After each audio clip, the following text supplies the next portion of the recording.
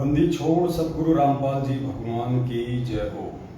परमपिता परमात्मा, सारी सृष्टि के रचनहार, कुल मालिक, असंख्य ब्रह्मांडों के स्वामी, जगत गुरु, तीनों लोकों में प्रवेश करके सबका भरण पोषण करने वाले संत शिरोमणि सतगुरु रामपाल जी परमेश्वर जी के चरण कमल में हम सभी सत्सेवक भाई बहनों का कोटि कोटि दंड प्रणाम। और आप सभी लाइव देख रहे सत्सेवक भाई बहनों को दास का सत्संग।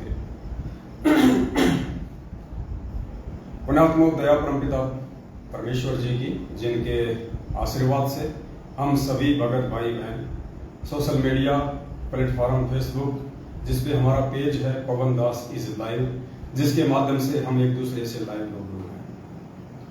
और आज के बाद से रोजाना रात्रि 8:30 बजे से 10:30 बजे तक ऑनलाइन लाइव शंका समाधान का ये प्रोग्राम सतगुरु रामपाल जी भगवान के आशीर्वाद से अब प्रतिदिन चलेगा, रोजाना चलेगा।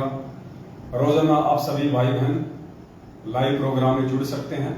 और जो नए भगत भाई बहन हैं, जो अभी अभी सतगुरु रामपाल जी भगवान जी से जुड़े हैं, और जो पुराने भगत हैं, जो किन्हीं कारणों से परमात्मा जी का सत्संग नहीं सुन पाए, उनके सत्संगों को आधार नहीं बना पाए, वो भाई बहन भी यदि आध्यात्मिकता में लेके किसी भी शंका से ग्रसित हैं, भक्ति मार्ग से लेके उनको कोई भी समस्या है, कोई बात उनको समझ में नहीं आ रही है, तो ये कोई मान बढ़ाई का मार्ग नहीं है कि हम सत्सेवक जो हैं आप लोगों से बाद में जुड़े हैं, आप हमारे से पहले जुड़े हैं, हम उनसे क्यों पूछें, वो हमसे छोटे हैं।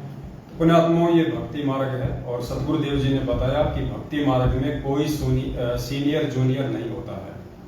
हम सब एक ही परमेश्वर के बच्चे हैं और ये पिछले जन्म जन्मांतरों के योग से ये भक्ति मार्ग समझ में आता है। इसमें कोई जरूरी नहीं है आज जो भगत सन 2014 में जुड़ा है, 2013 में जुड़ा है, 2018 में, 2020 में जुड़ा है, हो सकता है पिछले जन्म में उसने परमात्मा की संगति कहां तक की है। हो सकता है जो भगत आज 2 साल पहले जुड़ा है, पिछले समय में उसने परमात्मा की 20 वर्ष तक उसने संगति की हो। और जो भगत आज 20 साल से जुड़ा है, हो सकता है उसने पिछले जन्म में 1 साल ही परमात्मा की संगति की हो। तो कौन भगत ज्यादा ज्ञान आधारी हुआ, कौन भगत उस परमेश्वर की विशेष आत्मा हुई। तो ज्ञान आधार से हमने भक्ति मार्ग में सीनियर और जूनियर इन सब बातों को कोई महत्व नहीं देना है। ये सारी की सारी बातें मिथ्या हैं। भक्ति मार्ग में इनके लिए कोई महत्व नहीं है। तो आप सभी भगत भाई बहन जो लाइव जुड़ चुके हैं, एक बार वीडियो को ज्यादा से ज्यादा शेयर कर दें, ताकि हमारा जो मैसेज है, जो परमपिता परमेश्वर संगत तक भिजवाना चाहते हैं, वो ज्यादा से ज्यादा भगत भाई बहनों तक पहुंच जाए। तब तक हम परमपिता परमेश्वर जी का मंगलाचरण करते हैं। सत साहिब बंदी छोड़ सतगुरु रामपाल जी भगवान की जय हो। गरीब नमो नमो सतपुरुष नमस्कार गुरु की नहीं, सुर नर मुनि जन साधुआ संतों सर्वसदी नहीं। सतगुरु साहिब संत सब दंडोतम प्रणाम, आगे पीछे मध्य हुए तिनको जा। कुर्बान नराकार निर्विषम, काल जाल भय भंजन, निर्लेपम निज निर्गुण। अकल अनुभवे सुन धुन, सोहम श्रुति समापतम। सकल समाना नीरतल, उजल हिरंबर हरदम। बेपरवा अथार वार पार नहीं मध्य, तम ग्रीव जो सुमर सिद्ध होई।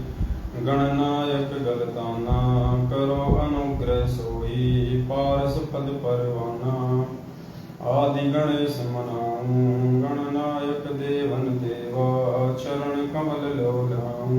आदि अंत करु सेवा, परम शक्ति संगीतम। रिद्धि सिद्धि दाता सोही, अविगत गुण है अतीतम। सतपुरुष निर्मोही, जगदम्बा जगदीशा। मंगल रूप मुरारी, तन मन अर्पण शीशम। भक्ति मुक्ति भंडारी, सुर नर मुनि जन ध्यान। ब्रह्मा विष्णु महेशा, शेष सहस मुख गान। पूज आदि गणेशा, इंद्र कुबेर सरीखा।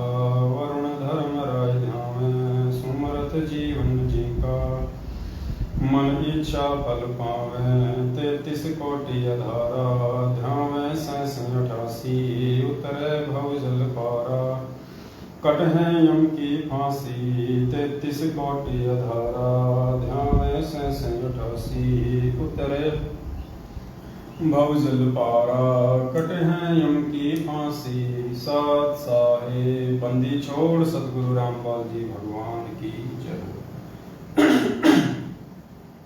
सत्साहित भाइयों और बहनों, दया परमपिता परमात्मा जी की, जिनके शुभ आशीर्वाद से कलयुग की इस पिछली पीढ़ी में आप और हम सभी भगत भाई बहन एक दूसरे से लाइव संकट समाधान के माध्यम से रूबरू हैं।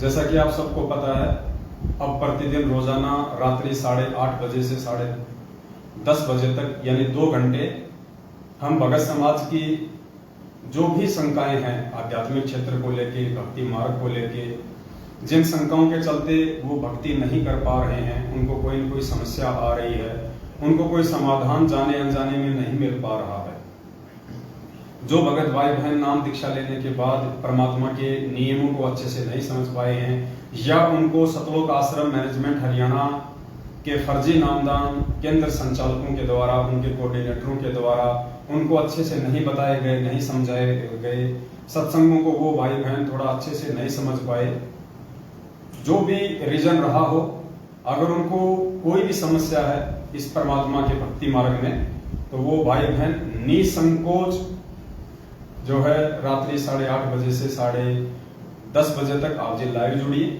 और आप हमें मैसेज भी कर सकते हैं। नंबर आपको लास्ट में दे दिया जाएगा, आप वॉइस मैसेज भी कर सकते हैं अपनी कोई भी शंका। परमात्मा जी के आशीर्वाद से, उनके सत्संगों के आधार से आपकी हर शंका का ज्ञान आधार से अच्छे से समाधान किया जाएगा। आज आप सभी भगत भाई बहनों को एक छोटी सी बात बतानी थी, जो कि बहुत ही ज्यादा महत्वपूर्ण है। आप सभी को ध्यान होगा, आज से लगभग 4 या 5 साल पहले दास सात संगति के प्रचार के लिए, अपने भगत भाई बहनों को बरवाला कांड की सच्चाई बताने के लिए, और सतलोक आश्रम मैनेजमेंट हरियाणा के द्वारा भोले भगत समाज को हिसार जेल में बैठे हुए पूज्य गुरुदेव सतगुरु रामपाल जी भगवान की आड़ में ज्योति पाठ और दान के नाम से जो लूटा जा रहा था, भगत समाज को राजनेताओं की रैलियों में शामिल करवाया जा रहा था, अन्य धरने और प्रदर्शनों में उनको बहका के लेके जाया जा रहा था, इन सब बातों से भगत समाज को जागरूक करने के लिए, उनको अवेयर करने के लिए कि भाई ये जितने भी आदेश जो भक्ति विरुद्ध हैं, जो पूज्य गुरुदेव जी के सत्संगों से मेल नहीं खाते हैं, ये सारे के सारे आदेश सतगुरु रामपाल जी भगवान के नहीं है। उन्होंने कभी भी अपने बच्चों को इस प्रकार के भक्ति विरुद्ध जो कर्म है वो करने की शिक्षा नहीं दी है। और वर्तमान में उनकी आड़ में ये पीले पर्चे निकाल के, फर्जी ऑडियो निकाल के, या आपके नामदान संचालक और कोऑर्डिनेटरों के माध्यम से जो भी आदेश संगत में पारित किए जा रहे हैं, ये सारे के सारे आदेश अपने आप को मनमुखी गुरु समझने वाला सतगुरु रामपाल जी भगवान का छोटा कलयुगी भाई महेंद्र है, और गुरुदेव का जो परिवार है वो है। ये सब लोग अपने धार्मिक धंधे के लिए आप सभी संगत वालों को मोहरा बनाए हुए हैं। तो ये सारी बातें हम समझाने के लिए गांव-गांव में, शहर-शहर में, हर जिले में, हर स्टेट में, जहां-जहां भी हम लोग जा सकते थे हम लोग गए। तो ऐसे ही सन 2016 के लास्ट में हम लोग मध्य प्रदेश गए हुए थे, और मध्य प्रदेश का राजगढ़ जिला था, राजगढ़ जिले में हम गए हुए थे। भगत भाई बहनों को हम समझा रहे थे, फिर बीच में असुर निकंदन रमणी का समय हो गया था, सभी भाई बहन मिलकर हम रमणी करने लग गए। इतने में ही सतलोक आश्रम मैनेजमेंट हरियाणा की तरफ से मध्य प्रदेश का स्टेट कोऑर्डिनेटर नियुक्त विष्णु साहू अपने 10-20 साथियों के साथ में 2-3 गाड़ियों के साथ वहां पे आ धमका। उन्होंने हम लोगों को ढंग से रमणी भी नहीं करने दी, और बीच में ही उन्होंने जो है मारपीट शुरू कर दी, और वो वीडियो आप लोगों ने काफी बार देखा भी होगा। और उस समय भी दास ने कहा था कि पुण्यात्माओं, ये लोग किस आग में हाथ दे रहे हैं, ये नादान है, ये परमात्मा के ज्ञान से अनभिज्ञ हैं, ये लोग तत्व ज्ञान से अपरिचित हैं, ये गुरु को मानुष मानते हैं, ये लोग किस आग में हाथ दे रहे हैं इन लोगों को नहीं पता है। आने वाले समय में आज जो कर्म ये कर रहे हैं, इस कर्म का भयंकर परिणाम इनको भुगतना पड़ेगा। और उसके लगभग 1.5-2 साल बाद में जो लोग वहां आए थे और जिन जिन लोगों ने दास के ऊपर हाथ उठाया था, उनमें से 2 भक्तों की अकाल मृत्यु हो चुकी है। एक भगत को तो एक्सीडेंट हुआ, उसका एक पैर कटा, 6 महीने तक वो हॉस्पिटल में रहा, उसके बाद उसकी मृत्यु हुई। एक भगत और था, उसकी भी इसी प्रकार से अकाल मृत्यु हुई है। दोनों भगत सतनाम प्राप्त थे। उसके बाद और भी बहुत सारी इन्होंने घटनाओं को जन्म दिया जो इनको नहीं करना चाहिए था परमात्मा के ज्ञान आधार से। उसके बाद आप सभी भाई बहनों को ध्यान होगा, आज से लगभग 1.5 साल पहले की ये बात है, लगभग ये 1.5 साल पहले की बात है। दास ने इस प्रकार का एक पैम्पलेट संगत में सार्वजनिक किया था लगभग 1.5 साल पहले। और जो मुद्दा था वो ये था कि मध्य प्रदेश के धार जिला का जो नामदान केंद्र है, वहां पे आदिवासी समाज की एक बहन थी, गुरुजी की शिष्या थी, शादीशुदा थी, जिसके 3 बच्चे थे।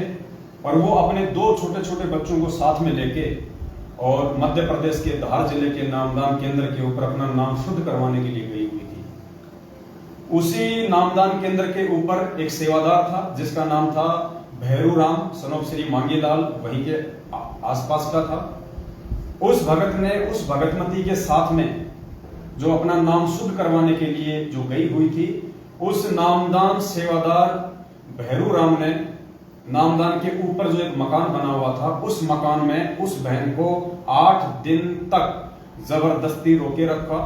उसके जो 2 छोटे छोटे बच्चे थे, एक बच्चा 2 साल का था, एक शायद 3 साल की थी उसकी बेटी, उन दोनों बच्चों को 8 दिन तक उन्होंने कहीं और रखा। और उस बहन को नामदान केंद्र के ऊपर, धार जिले के नामदान केंद्र के ऊपर उस कमरे में रखा। और लगभग ये 3 या 4 लोग थे। इन 3-4 लोगों ने लगभग 8 दिन तक उस बहन के साथ में बलात्कार किया। दास ने 1.5 साल पहले 3 घंटे का वीडियो लाइव आके बताया था। उसके बाद ये बात कहीं फैल ना जाए, उस बहन से इन लोगों ने कोर्ट में ले जाके और एक एफिडेविट लिखवाया। एफिडेविट में इन्होंने लिखवाया कि हम दोनों को एक दूसरे से प्यार हो गया था और हम दोनों जो है एक दूसरे से शादी करना चाहते थे। जबकि वो बहन 3 बच्चों की मां थी और वो भैरू राम जो वहां पे सेवादार था, जो फार्म भरा करता था नए भक्तों को नाम दिलवाने के लिए, वो भगत भी शादीशुदा था और 2 बच्चों का बाप था। तो दास ने कहा था कि रे नालायकों, तुम इस परमात्मा के मार्ग में ये क्या कर रहे हो? ये परमात्मा तुम जैसे नीच प्राणियों के चलते ही ये बदनाम है। तुम आज भी परमात्मा को अपने नीच हरकतों के चलते बदनाम कर रहे हो। और जब इन नीच हरकतों के चलते कल को तुम्हारी अकाल मृत्यु होगी, तब भी तुम परमात्मा की ही बदनामी का कारण बनोगे। लोग कहेंगे कि ये देखो संत रामपाल जी का भगत, जो अपने आप को बहुत बड़ा भगत कहा करता था कि मेरे गुरुजी ऐसे हैं, मेरे गुरुजी मुर्दे को जिंदा कर देते हैं, मेरे गुरुजी की शरण में जो आ जाता है वो कभी अकाल मौत नहीं मरता। उसके बाद जब तुम खुद अकाल मौत मरोगे तो तुम उस समय भी परमात्मा की बदनामी का कारण बनोगे और तुम डबल दोषी हो जाओगे उस परमात्मा के। तो दास ने उस समय पुण्यात्माओं एक ही पैम्पलेट निकाला था, ये देखिए 21 मार्च 2021, ये 21 मार्च 2021 और दिन रविवार। दास ने पैम्पलेट निकाला था कि 21 मार्च 2021 को दास लाइव आएगा, आप सभी भाई बहनों को उस घटना की हकीकत बताई जाएगी। उस बहन से जो एफिडेविट लिखवाया गया था कोर्ट में ले जाके अपने बचाव के लिए, वो एफिडेविट भी हमारे पास में आ गया था। दास ने एफिडेविट भी संगत में उसकी पीडीएफ कॉपी भी आप लोगों को भेजी थी और आप लोगों को लाइव में दास ने पीडीएफ भी दिखाया था। तो दास ने उस समय ये जिक्र किया था कि बलात्कार केंद्र मध्य प्रदेश के राजगढ़ में नाम शुद्धिकरण करवाने गई 3 बच्चों की मां भूरी दासी के साथ 8 दिन तक नामदान सेवादारों द्वारा सामूहिक बलात्कार। ये दास ने पहले ही पैम्पलेट बना के 4-5 दिन तक संगत में वायरल किया था, ताकि ज्यादा से ज्यादा भगत भाई बहन लाइव जुड़े और सभी भाई बहनों को इस हकीकत का पता चले। तो पुण्यात्माओं, आज लगभग 17 या 18 महीने के बाद, क्योंकि दास ने उस समय आप सभी भाई बहनों को कहा था, परमात्मा का एक विधान बताया था कि भाई राम किसी को मारे नहीं, मारे तो हत्यारा राम, अपने आप ही मर जाएंगे ये कर कर खोटे काम। और इनके वो खोटे काम, इनके वो खोटे कर्म आज सतलोक आश्रम मैनेजमेंट हरियाणा के सामने आ रहे हैं। और पुण्यात्माओं, ये न्यूज है, ये कल की न्यूज है, ये देखिएगा, ये न्यूज है, ये कल की।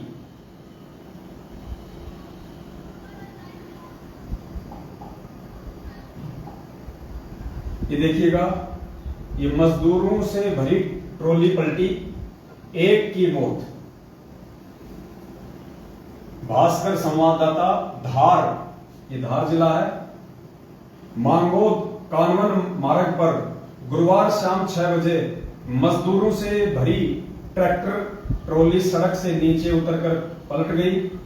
ट्रॉली में सवार 9 मजदूरों को चोट आई, जबकि एक की मौत हो गई, जबकि एक मजदूर की मौके पर ही मौत हो गई। राहगीरों ने डायल 100 को इसकी सूचना दी, सभी को अस्पताल ले जाया गया, जहां प्राथमिक उपचार किया गया। बताया जा रहा है सभी घायल दसई के समीप गांव गटोदा के निवासी हैं, जो क्षेत्र में प्याज काटने के लिए गए हुए थे। खेत से लौटते समय हादसा हो गया। जानकारी के अनुसार हादसा दसई के समीप मांगोद कानवन मार्ग पर हुआ। मजदूर प्याज काटने के लिए गए हुए थे। प्याज काटने के लिए गए हुए थे। शाम को ट्रैक्टर ट्रॉली में बैठकर लौटते समय ट्रैक्टर चालक सुखराम कटारा, ये ध्यान से देखना पुण्यात्माओं,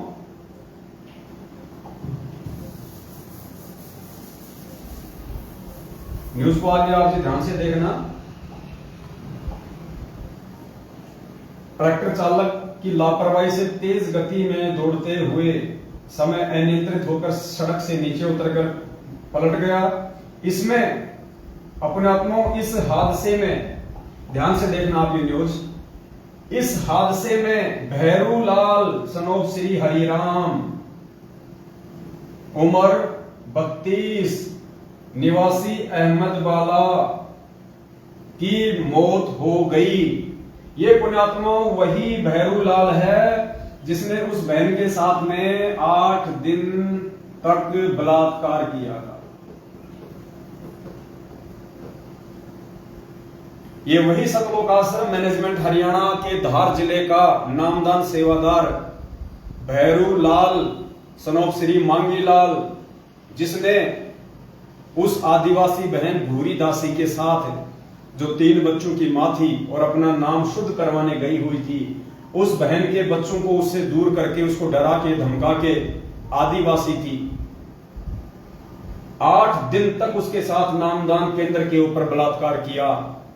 और पुण्यात्माओं, दास ने उस समय कहा था कि इन्होंने जो ये कुकर्म किया है, सतगुरु रामपाल जी भगवान से दीक्षा लेने के बाद, उनसे नाम उपदेश लेने के बाद, ये तत्व ज्ञान लेने के बाद, ये कर्म जिन जिन लोगों ने किया है, अभी तो खाली एक का ही नंबर आया है, जिन जिन लोगों ने ये कर्म किया है और जिन जिन लोगों ने, चाहे वो नामदान संचालक हो, चाहे वहां का कोऑर्डिनेटर हो, चाहे स्टेट कोऑर्डिनेटर हो, चाहे सतलोक आश्रम मैनेजमेंट हरियाणा वाले हों, जिन जिन लोगों ने उस कुकर्म में सहयोग किया है और जिन लोगों ने उस न्यूज को, उस बात को दबाया था, उस समय संगत में ऊपर आने नहीं दिया, उन सभी लोगों की आने वाले समय में परमात्मा के विधान अनुसार दुर्गति से मौत होगी। क्योंकि इस प्रकार का जो कुकर्म है वो अक्षम्य है, वो क्षमा करने योग्य नहीं होता है।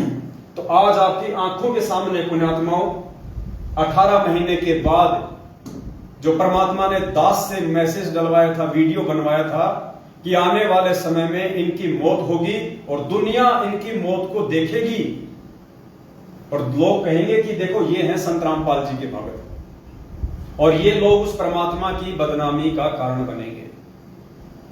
आपकी आंखों के सामने पुण्यात्माओं ये घटना है। आज जितने भी नामदान संचालक हैं, जितने भी स्टेट कोऑर्डिनेटर हैं, जितने भी कोऑर्डिनेटर हैं, वो अपने आप में बहुत ज्यादा सयाने बन रहे होंगे, अपने आप में बहुत ज्यादा होशियार बन रहे होंगे। पुण्यात्माओं, इन सभी लोगों की यदि समय रहते इन्होंने अभी भी सतगुरु रामपाल जी भगवान से जो मनमाना आचरण इन्होंने पिछले 7 वर्षों से संगत में किया है, संगत के भाई बहनों से करवाया है, सबकी मर्यादा तोड़वाई है, सबको काल भगवान के जाल में फंसाया है, अपने उन समस्त कुकर्मों की यदि समय रहते ये लोग सतगुरु रामपाल जी भगवान से क्षमा याचना नहीं मांगते हैं और समय रहते साध संगति से जुड़कर यदि सत्सेवक नहीं बनते हैं, तो आने वाले समय में जैसे इस भैरव राम की दर्दनाक अकाल मौत हुई है, ठीक इसी प्रकार इन लोगों को भी ये अंजाम भुगतना पड़ेगा। ये परमात्मा का विधान है कि राम किसी को मारे नहीं, मारे तो हत्यारा राम अपने आप ही मर जाएंगे, ये कर कर खोटे काम। और ये देखिए पुण्यात्माओं, ये फोटो आई हुई है, ये ट्रैक्टर था और ये ट्रॉली ये पलटी हुई है और इस भैरव राम की, इस भैरव लाल सनोप श्री हरिराम 32 निवासी अहमद भोला की मौत। और आप लोगों से कुछ भी छुपा नहीं है पुण्यात्माओं, ये कोई ज्यादा दिन की बात नहीं है, अभी लगभग 15 से 20 दिन पहले की ये बात है। दास ने एक छोटा सा वीडियो भी बना के संगत में वायरल किया था, आप सभी भाई बहनों को दास ने समझाया भी था।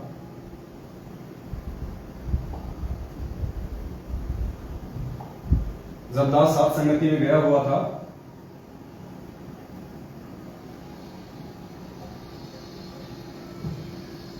जब दास बंबई के अलीबाग में सात संगति में गया हुआ था, तो उस समय दास ने एक छोटा सा वीडियो बना के आप सभी भाई बहनों को समझाया भी था, आप जी को बताया भी था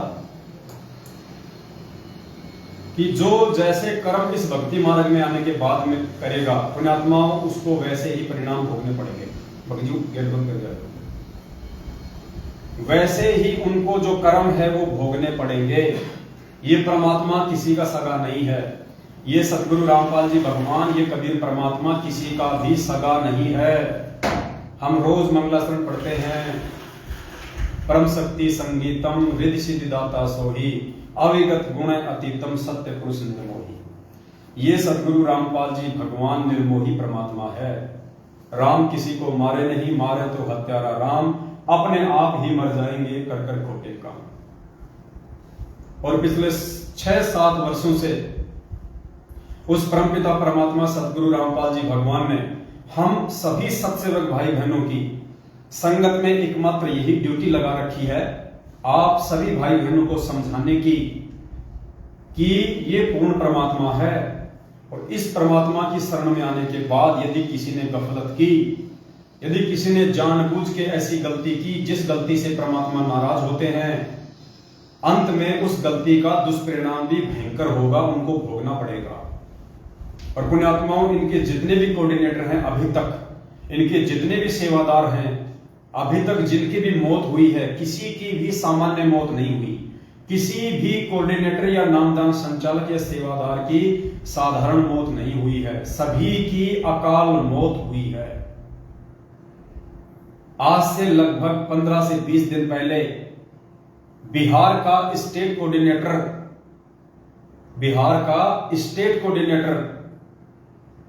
राजदेव बाबू, राजदेव दास पुण्यात्मा, उसकी अकाल मृत्यु हो चुकी है।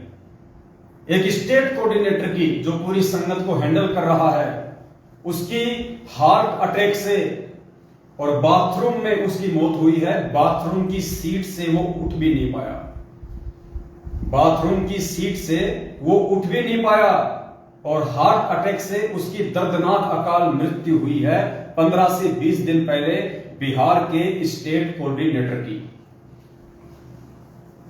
पुण्यात्माओं, लैट्रिन करते समय यदि किसी के प्राण निकलते हैं तो परमेश्वर का विधान कहता है कि सीधा वो नरक में जाता है, वो नरकगामी है सीधा। जिसकी मल द्वार से जिसके प्राण निकलते हैं, मल द्वार से जिसके प्राण निकलते हैं, वो कहां जाता है? सीधा वो नरक द्वार में जाता है, वो सीधा नरक द्वार में जाता है, जिसके मल द्वार से जिसके प्राण निकलते हैं। तो जो बिहार का स्टेट कोऑर्डिनेटर था राजदेव बाबू, आप सभी भाई बहनों को पता है कि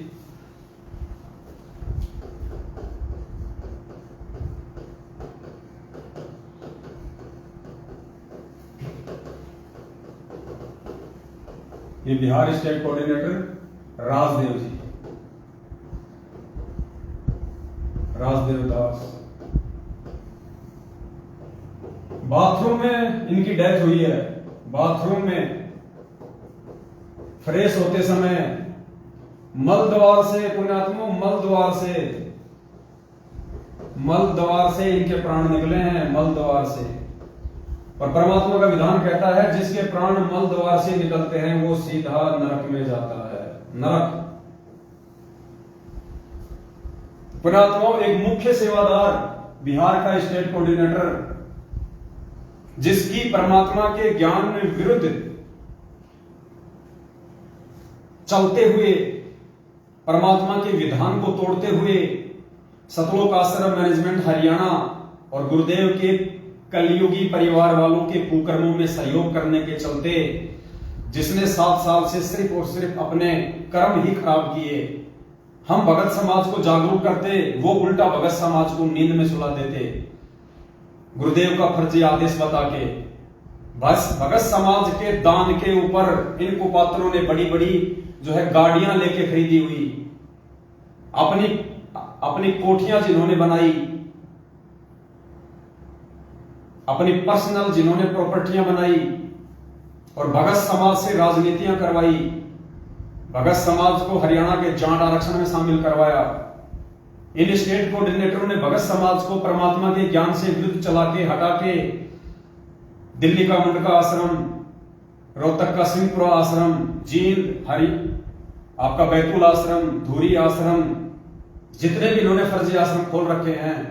और समय समय पे ये लोग भगत समाज को ज्योति और पाठ के नाम पे लूटने के लिए, कभी गरीबदास जी का बोध दिवस, कभी कबीर जी का प्रकट दिवस, तो कभी प्रस्थान दिवस, कभी सतगुरु रामपाल जी भगवान का बोध दिवस, इन सभी के बहाने जिन्होंने संगत को ज्योति और पाठ के नाम पे लूटा, दान धर्म के नाम पे लूटा, और इन स्टेट कोऑर्डिनेटर लोगों ने उसमें सबसे ज्यादा सहयोग किया संगत को वहां तक पहुंचाने के लिए। संगत बेचारी भूली, नए नए भगत जुड़े, उन्हें पूरे सिस्टम का नहीं पता, उनको जो आदेश दे दिया गया उन्होंने विश्वास करके कि ये हमारा स्टेट कोऑर्डिनेटर है, ये हमारा नामदान संचालक है, ये हमें कभी भी गलत मार्गदर्शन नहीं देगा, इस विश्वास के साथ उन आत्माओं ने इनके ऊपर बिलीव किया और इन्होंने उस का नाजायज फायदा उठाया, उन आत्माओं के साथ में विश्वासघात किया, और आज इनका जो परिणाम है वो पुण्यात्माओं नरक, मल द्वार से जिनके प्राण निकल रहे हैं, हार्ट अटैक से जिनकी मौत हो रही है। अब सोचिए पुण्यात्माओं, एक मुख्य सेवादार अगर अकाल मौत मर रहा है, मुख्य सेवादार का मतलब है जो सबसे ज्यादा सेवा करता हो, जो परमात्मा के सबसे ज्यादा नजदीक हो, ऐसा व्यक्ति यदि काल भगवान की भेंट चढ़ रहा है, जिसको सार नाम प्राप्त हो, तो सोचिए पुण्यात्माओं, उससे नीचे की जो संगत है, बिहार की जो अन्य संगत है, सोचिए वो कौन से द्वार में जाएगी। जब आपके स्टेट कोऑर्डिनेटर की, जिसको आप परमात्मा से बहुत ज्यादा नजदीक समझते हैं, राजदेव दास, और जब उसकी पुण्यात्माओं इस प्रकार से मौत होती है, तो उस राजदेव दास के पीछे भेड़ चाल में चलने वाली संगत जो आंख बंद करके चल रही है, उस संगत का क्या हाल होगा, वो कौन से लोक में जाएगी। अभी भी समय है, लगभग 1.5 से 2 साल पहले जम्मू कश्मीर का स्टेट कोऑर्डिनेटर ताराचंद इसी प्रकार अकाल मृत्यु को प्राप्त हुआ, इसी प्रकार से अकाल मृत्यु को प्राप्त हुआ, हॉस्पिटल में उसकी मृत्यु हुई बीमारी के चलते। अरे अगर उस कबीर परमेश्वर के भक्तों की अगर इस प्रकार भक्ति करते करते भी, और वो भी एक स्टेट कोऑर्डिनेटर, एक सारनामी, अगर उनकी भी इस प्रकार अकाल मृत्यु होगी दुर्गति से, तो पुण्यात्माओं सोचो आम भक्तों का क्या होगा, समाज पे इसका क्या प्रतिकूल प्रभाव पड़ता है। और ये सारा का सारा जो ये बवंडर है, सारा का सारा जो ये लफड़ा है, ये क्यों हो रहा है। ये जितने भी स्टेट कोऑर्डिनेटर हैं, गुरु जी का परिवार है, ये सभी लोग इन कुकर्मों को क्यों अंजाम दे रहे हैं। इसमें खाली अकेला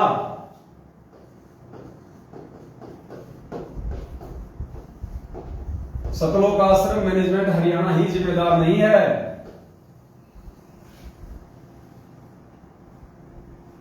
केवल सतलोक आश्रम मैनेजमेंट हरियाणा अकेला ही जिम्मेदार नहीं है। इसमें मैनेजमेंट का साथ जो दे रहे हैं वो है स्टेट कोऑर्डिनेटर, स्टेट कोऑर्डिनेटर यानी सतलोक आश्रम मैनेजमेंट हरियाणा में आता है गुरुजी का भाई,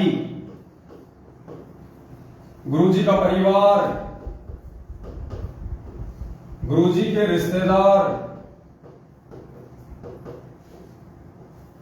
ये जितने भी लोग हैं इनको सतलोक आश्रम मैनेजमेंट हरियाणा के नाम से जाना जाता है। जो लोग सतलोक आश्रम बरवाला में सारी की सारी मैनेजमेंट को संभाल रहे थे, इनको सतलोक आश्रम मैनेजमेंट हरियाणा कहा जाता है। उसके बाद में इस सतलोक आश्रम मैनेजमेंट हरियाणा के कुक्रम में सबसे ज्यादा जो सहयोगी हैं वो है स्टेट कोऑर्डिनेटर। स्टेट कोऑर्डिनेटर के बाद में नंबर आता है जिला कोऑर्डिनेटर, जिला कोऑर्डिनेटर, क्योंकि जो भी सूचना आती है सबसे पहले सतलोक आश्रम मैनेजमेंट हरियाणा ही पारित करता है। उस सूचना को सतलोक आश्रम मैनेजमेंट हरियाणा स्टेट कोऑर्डिनेटर के पास भेजता है।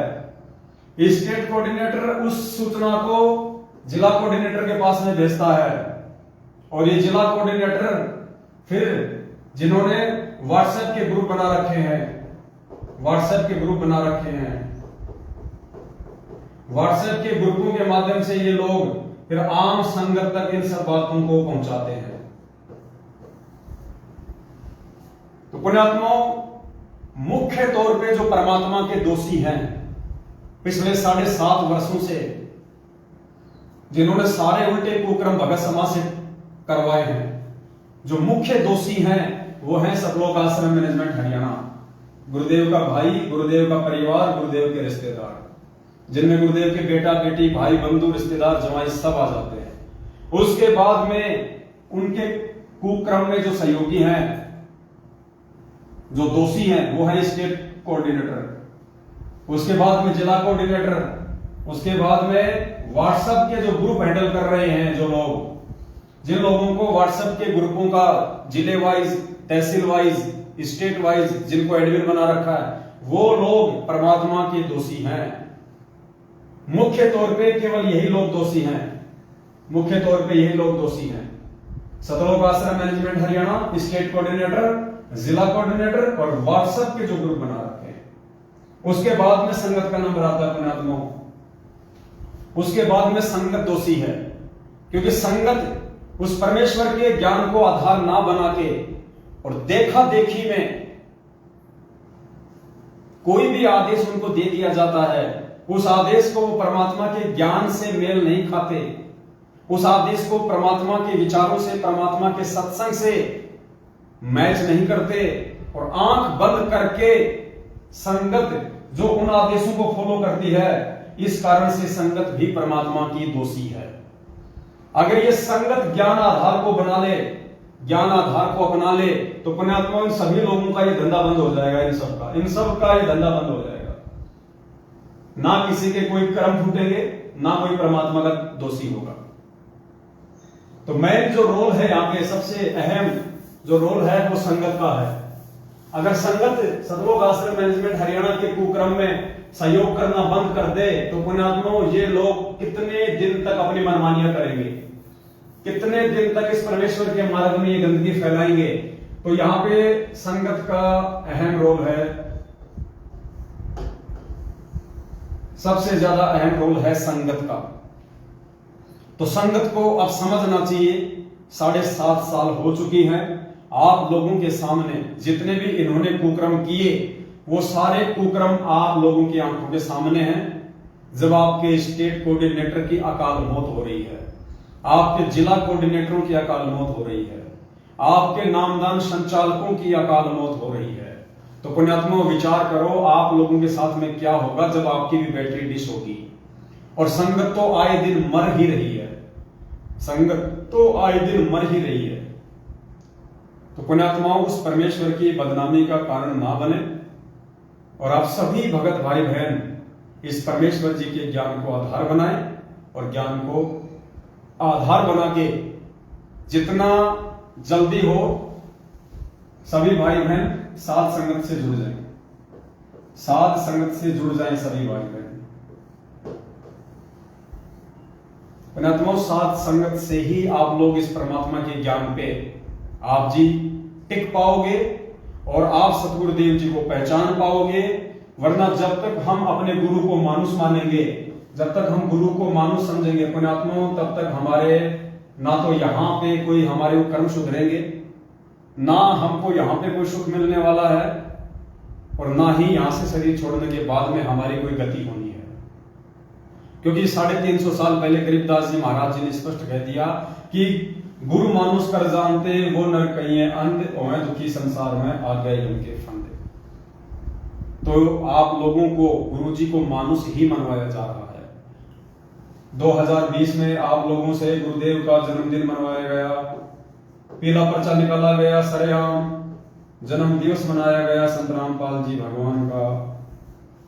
अरे भगवान का जन्मदिन मनाओगे तो पुण्यात्माओं पार कैसे हो जाओगे? ना सतगुरु जननी जने जाके माना बाप, पिंड भ्रमण से रहित है ना माती होता। पुण्यात्माओं, ये परमात्मा है, ये परमेश्वर है, और हम सत्सेवकों के माध्यम से बार बार ये परमात्मा आप जियों तक संदेश भिजवा रहे हैं। आप जियों को हर रोज एक नया संदेश परमात्मा भिजवा रहा है, क्योंकि उस परमेश्वर को आगामी समय दिखाई दे रहा है कि आगामी समय में क्या होगा, काल किस प्रकार से संगत में तांडव मचाएगा, देश और दुनिया में तांडव मचाएगा। अगर इस परमात्मा ने ही अगर बचाना हो संगत को, अगर ऐसे ही, तो पुण्यात्माओं आए दिन संगत में आपके जो स्टेट कोऑर्डिनेटर लोग मर रहे हैं, आपके जिला कोऑर्डिनेटर मर रहे हैं, संगत वाले भाई बहन जो सार नाम तक प्राप्त हैं, जिनकी अकाल मृत्यु हो रही है, परमात्मा उन सबको क्यों नहीं बचा रहा? गुरुदेव उन सभी को क्यों नहीं बचा रहे? अगर ऐसे ही परमात्मा ने यदि बचाना होता तो। इसलिए पुण्यात्माओं परमात्मा हमें समय दे रहे हैं, वरना 7.5 साल हो गई परमात्मा को जेल में बैठे हुए। उनको बैठने की आवश्यकता नहीं थी, उनको कोई बांध नहीं सकता, कोई रोक नहीं सकता। ये अबंध परमात्मा है। ये परमात्मा सिर्फ और सिर्फ इंतजार कर रहा है इस बात का कि उस विनाशकारी समय से पहले जितना जल्दी हो सके मेरे बच्चे ज्ञान को आधार बना ले, नीर खीर का निवेरा कर ले, लाल और लालड़ी की पहचान कर ले, और समय रहते मेरे सभी बच्चे साध संगति से जुड़ जाएं, ज्ञान को आधार बना लें। परमात्मा ने हमारे को शिक्षा क्यों दी है?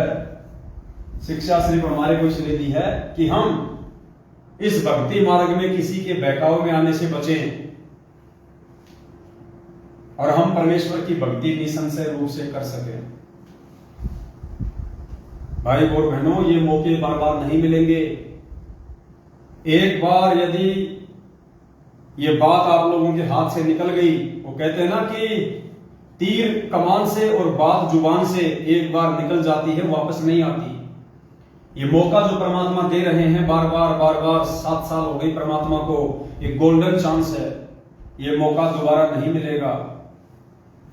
सिवाय हाथ धर के सिर पे रोने के कुछ भी शेष नहीं रहेगा। हम सत्सेवकों का कोई स्वार्थ नहीं है आप लोगों से। हम आपको बता रहे हैं, समझा रहे हैं, हमारा कोई स्वार्थ नहीं है इसमें, कोई स्वार्थ नहीं हमारा किसी भी प्रकार का। हम निस्वार्थ भाव से उस परमेश्वर की तरह इस परमार्थ के मार्ग में ये सेवा दे रहे हैं। पुण्यात्माओं, आपने कुपात्र सतलोक आश्रम मैनेजमेंट हरियाणा को, ये कुपात्र सतलोक आश्रम मैनेजमेंट हरियाणा को आपने ज्योति पाठ और दान का दिन रात अंधे होके आप लोगों ने पैसा दिया, दिन रात। इस कुपात्र सतलोक आश्रम मैनेजमेंट हरियाणा ने आपका पैसा कहां लगाया? जाट आरक्षण में। कहां लगाया? राजनीति में।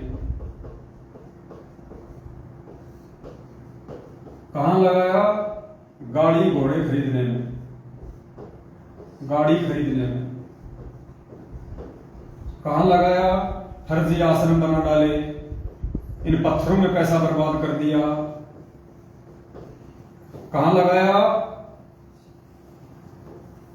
आनंदपाल सिंह की सीबीआई जांच में, आनंदपाल सिंह की सीबीआई जांच में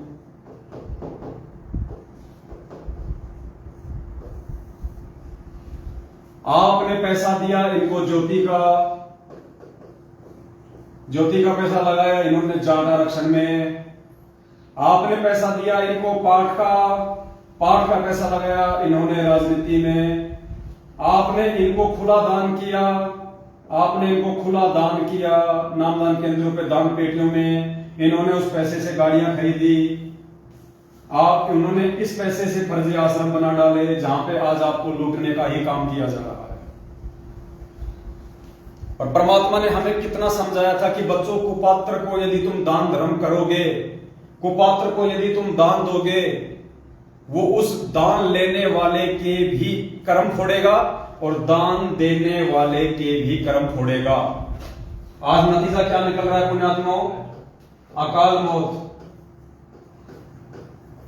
आज नतीजा निकल रहा है अकाल मौत, क्योंकि तुमने कुपात्रों को दान दिया। मालिक कहते हैं गुरु बिन माला फेरते, गुरु बिन देते दान, गुरु बिन दोनों निष्फल है, चाहे पूछो वेद पुराण। तो आज उसका नतीजा आप सभी भगत भाई बहनों के सामने है। आए दिन संगत में सारनाम प्राप्त लोग अकाल मृत्यु को प्राप्त हो रहे हैं। सतनामी लोग आए दिन मर रहे हैं। आपके स्टेट कोऑर्डिनेटर अकाल मौत मर रहे हैं, आपके जिला कोऑर्डिनेटर अकाल मौत मर रहे हैं। भक्तों को गालियां देने वाले, भक्तों को लठों से मारने वाले लोग अकाल मौत मर रहे हैं। आपके नामदान सेवादार अकाल मौत मर रहे हैं। अभी आपने एग्जाम्पल देखा। दूसरी तरफ पुण्यात्माओं, आपने सुपात्र लोगों को दान नहीं दिया। आपने सुपात्र जो सत्सेवक हैं उन्होंने आपसे कोई दान नहीं लिया, आपसे ज्योति पाठ का कोई पैसा नहीं लिया। आपसे केवल इस परमेश्वर की सेवाओं के लिए सहयोग मांगा। सहयोग, ताकि भगत समाज को जगाने की दिशा में जो प्रयास वो परमात्मा अपने सत्सेवक बच्चों के माध्यम से दिन रात करवा रहा है, उसमें यदि आपका सहयोग होगा तो आपको भी उसी रेशियो में परमात्मा लाभ देगा। जैसे आपने कुपात्रों को ज्योति पाठ और दान का पैसा दिया, उनको सहयोग किया, उसी रेशियो में इन्होंने जो जो कुकर्म किए, जिन जिन कुपात्रों को इन्होंने आपका एक पैसा दिया, हरियाणा के जाट आरक्षण में, राजनीति में, गाड़ियां खरीदने में, फर्जी आश्रम बनाने में, आज आप सभी के सामने अकाल मौत। इस कुपात्र सतलोक आश्रम मैनेजमेंट हरियाणा के मुख्य सेवादारों की भी अकाल मौत, और इन सेवादारों को आंख बंद करके गुरु जी के ज्ञान के विरुद्ध सहयोग करने वाली संगत को भी अकाल मौत।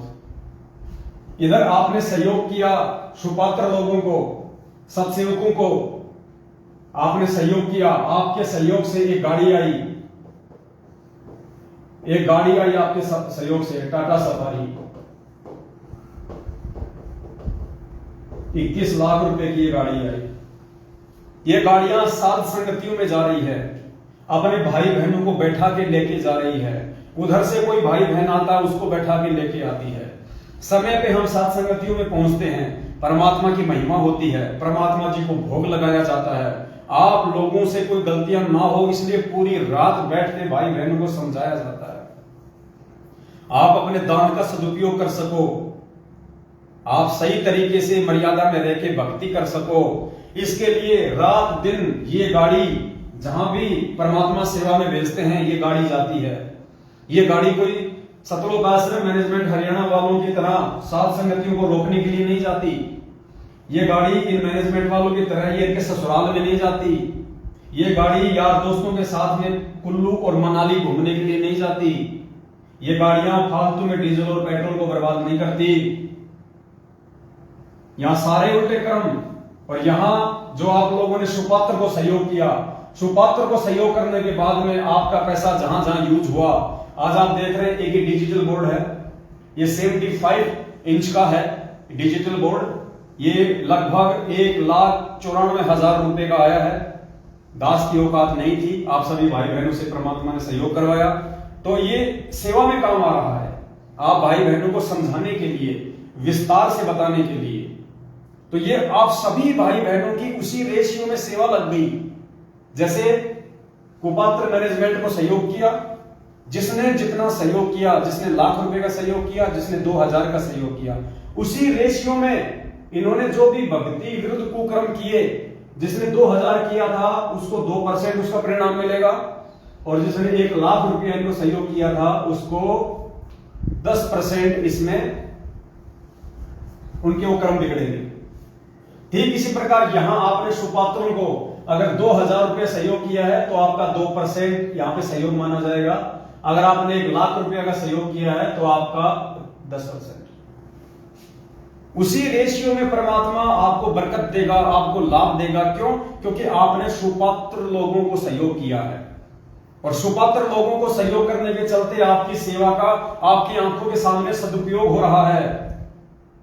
ये एलसीडी कोई फिल्म देखने के लिए नहीं लाई गई। ये एलसीडी आप सभी भाई बहनों को परमात्मा का विधान समझाने के लिए, परमात्मा का ये तत्व ज्ञान समझाने के लिए, इस भक्ति मार्ग में हमें काल कहां कहां ठगेगा, कहां कहां हमारे को लूटेगा, उन समस्त बातों की आप सभी भाई बहनों तक जानकारी पहुंचे। आप सभी भाई बहन अपनी मर्यादा बचाएं। आज आपकी सेवा आप ही के काम आ रही है। जिस कैमरे से ये शूट किया जा रहा है वो कैमरा लगभग ₹1,30,000 का आया है। जिस मोबाइल से लाइव चल रहा है वो मोबाइल लगभग ₹1,17,000 का आया है, ताकि आप लोगों तक साफ सुथरी फोटोएं पहुंचे, साफ सुथरी वीडियो पहुंचे, बीच में कोई डिस्कनेक्ट ना हो। आपकी सेवा आप ही के काम आ रही है। तो यहां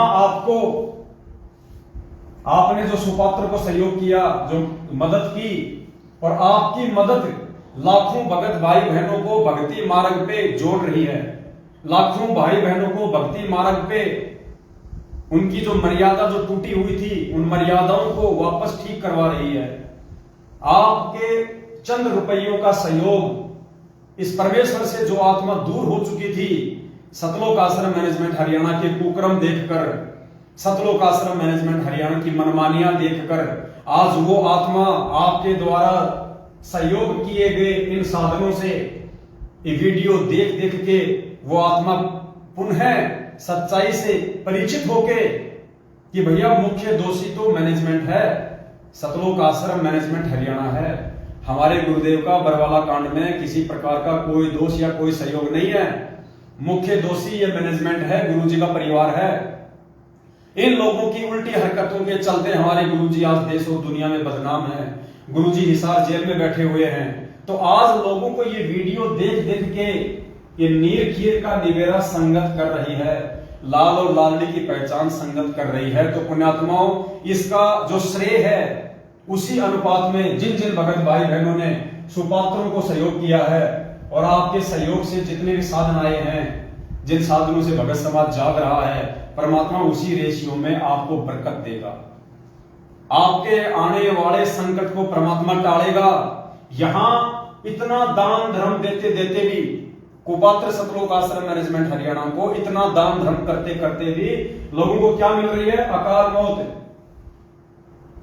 और यहां पुण्यात्मा आपने जो थोड़ा सा जो सहयोग किया है उसके बदले आप देखना, परमात्मा आपके आने वाले समय में जो कांटे होंगे परमात्मा उनको हरेगा, आपके ऊपर आपत्ति नहीं आने देगा।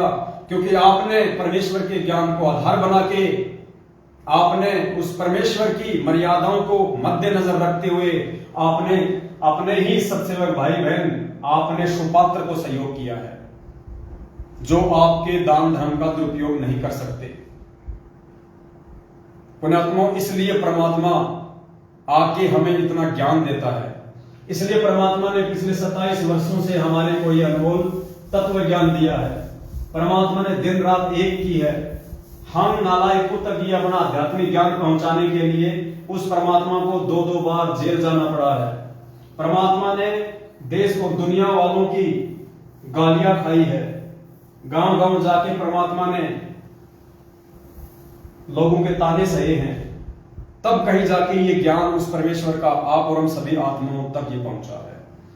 और आज इस मैनेजमेंट के द्वारा, गुरुदेव के कलयुगी परिवार के द्वारा उस ज्ञान की धज्जियां उड़ाई जा रही है।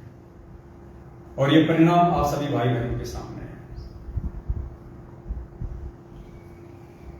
एक छोटी सी जानकारी थी जो आप सभी भगत भाई बहनों को देनी जरूरी थी परमात्मा जी के आशीर्वाद से। और उसके बाद आप दिन में एक भगत भाई बहन की शंका आई थी, बहुत सारे भगत भाई बहनों के फोन भी आए और उनके व्हाट्सएप पे उनके मैसेज भी आए। तो समय हमारे पास में आज है नहीं ज्यादा, तो एक जो शंका है जो ज्यादातर भगत भाई बहनों की शंका थी, और उन सभी भाई बहनों ने जो शंका जो अपनी जाहिर की है, उन सब ने कहा है कि भगत जी 2014 बरवाला कांड के बाद 2014 बरवाला कांड के बाद जिन भगत भाई बहनों ने अपनी मर्यादाएं तोड़ दी थी, जो भगत भाई बहन इस परमेश्वर के ज्ञान से दूर हो गए थे, 2014 बरवाला कांड।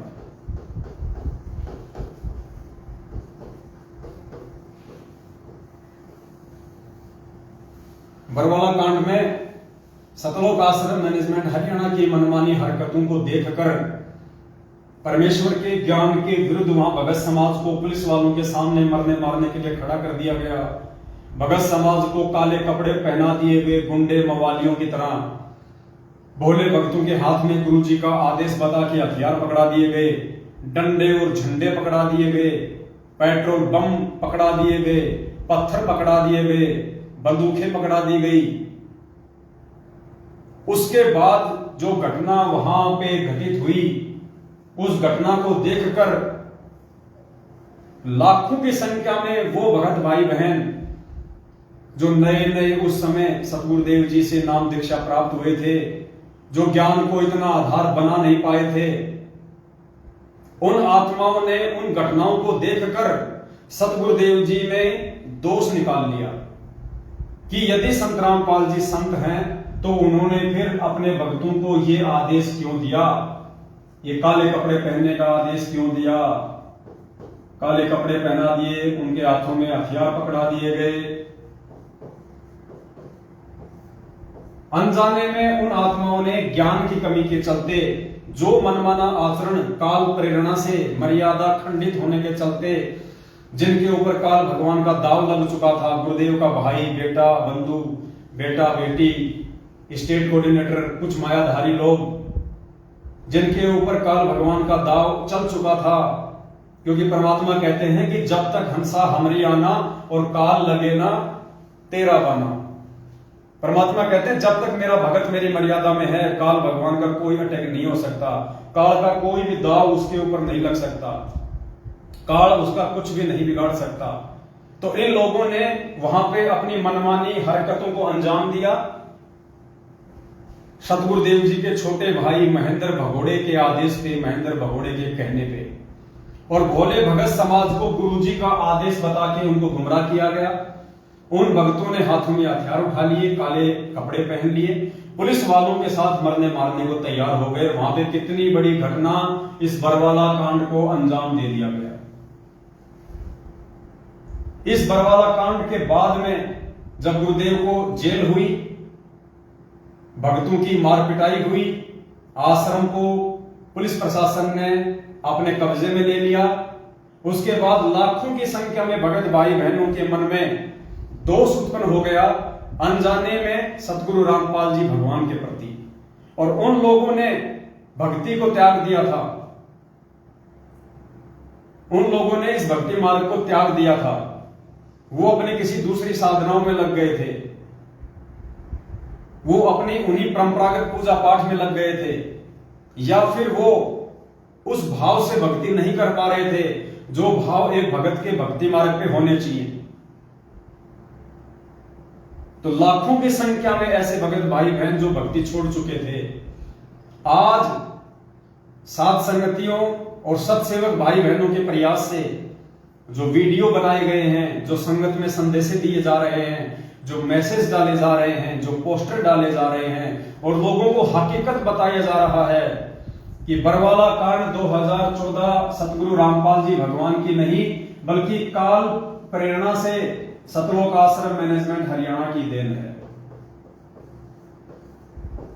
सतलोक आश्रम मैनेजमेंट हरियाणा। इसमें गुरुदेव का कोई रोल नहीं। ये सारी की सारी जो हरकत है ये सतगुरु रामपाल जी भगवान के छोटे भाई महेंद्र भगोड़े की, गुरुदेव के दोनों बेटों की और गुरुदेव के दामाद संजय खानपुर वाले की है। और जितने भी स्टेट कोऑर्डिनेटर हैं, जितने भी लोग उस समय सतलोक आश्रम मैनेजमेंट हरियाणा में शामिल थे, जो महेंद्र भगोड़े के चमचे बने हुए थे, जो गुरु जी के आदेशों को कम और महेंद्र के आदेशों को ज्यादा फॉलो करते थे, उन सभी लोगों की मनमानी हरकतों का नतीजा है बरवाला कांड और गुरुदेव को आजीवन उम्र कैद। और आज ये जितने भी लोग हैं, गुरुदेव का भाई है, आज गुरुदेव का भाई, गुरुदेव का बेटा और गुरुदेव का जवाई, ये तीनों के तीनों महापुरुष आज भगोड़े बन के घूम रहे हैं। तीनों के तीनों भगोड़े बन के घूम रहे हैं और उसी परमात्मा की आड़ में आज भी संगत को लूटने की दिशा में ही आगे बढ़ रहे हैं। तो इन सब बातों से परिचित होके अब धीरे धीरे धीरे धीरे वो आत्माएं जो वर्षों पहले बरवाला कांड की घटना को देख के भक्ति को त्याग चुकी थी, परमात्मा से धीरे धीरे काल उनको दूर कर रहा था, आज सत्सेवक भाई बहनों के प्रयास से वो आत्माएं पुनः परमात्मा के नजदीक आ रही हैं। और सैकड़ों की संख्या में ऐसे भगत भाई बहनों के फोन आते हैं कि भगत जी हम वापस भक्ति शुरू करना चाहते हैं, क्योंकि हमारे को हकीकत का नहीं पता था, हमारे को सच्चाई का पता नहीं था, हम भ्रमित हो गए थे, लोगों ने हमारे को भ्रमित कर दिया था, हमारे रिश्तेदारों ने हमारे को भ्रमित कर दिया था कि देखो तुम्हारे गुरुजी ऐसे हैं, तुम्हारे गुरुजी ऐसे कुकर्म करते हैं, ये संतों के काम थोड़ी होते हैं इस प्रकार से पुलिस प्रशासन के साथ में लड़ाई करना, झगड़ा करना, भक्तों को मरवाना। तो भगत जी हमें उस समय इन सब बातों का नहीं पता था और हमने गुरुजी का ही आदेश समझ के हमने सोचा कि मैनेजमेंट को गुरुजी ही आदेश दे रहे हैं और गुरुजी ने ही बरवाला कांड करवाया है और हमारे अंदर दोष उत्पन्न हो गया था। क्या भगत जी आज हम उस दोष से मुक्त हो सकते हैं? क्या वो परमात्मा हमें वापस अपने शरण में ले सकता है? हम किस प्रकार से अपना नाम शुद्ध करवाएं? हम किस प्रकार से वापस उसी तरह ये भक्ति हम शुरू करें? तो आज सैकड़ों की संख्या में ऐसे भगत भाई बहनों के फोन आते हैं। तो आज अभी आगे का जो वीडियो है हमारे पास में जो भी आधा पौन घंटा बचा हुआ है, परमात्मा उसी के ऊपर अब बातचीत करवाएंगे।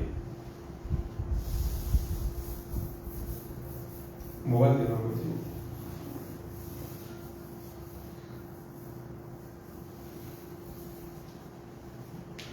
तो आज का लाइव शंका समाधान का हमारा जो टॉपिक है, जो विषय है, वो ये है कि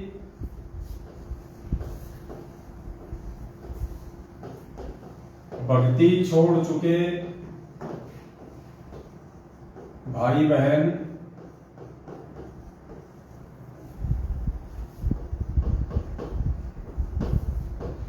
नाम शुद्ध कैसे करवाएं?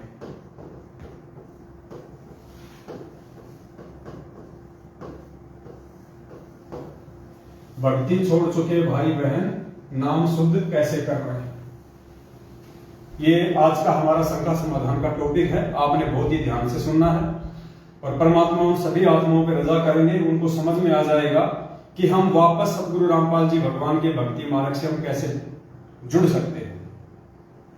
देखो पुण्यात्माओं, सबसे पहली बात, इस परमेश्वर का जो नाम है वो अखंड है। अखंड परमात्मा का नाम किसी भी देश काल और परिस्थिति में खंड नहीं होता है। परमात्मा कहते हैं हम हैं शब्द शब्द हम माही और हमसे भिन्न और कछु नहीं। परमात्मा का स्वयं का जो रूप है वो शब्द है और जो परमेश्वर हमें जो मंत्र देते हैं वो भी एक शब्द है। तो शब्द का किसी भी देश काल और परिस्थिति में खंडन नहीं होता है। तो जो नाम आपको सतलोक आश्रम बरवाला में मिला हुआ था, सतगुरु रामपाल जी भगवान के रहते समय, चाहे प्रथम नाम हो चाहे सतनाम हो, वो नाम अखंड है। यानी नाम कभी भी खंड नहीं होता है। इस बात को अपने दिलो दिमाग से हम निकाल दें। साहिब का नाम अखंड है और सकल सब खंड।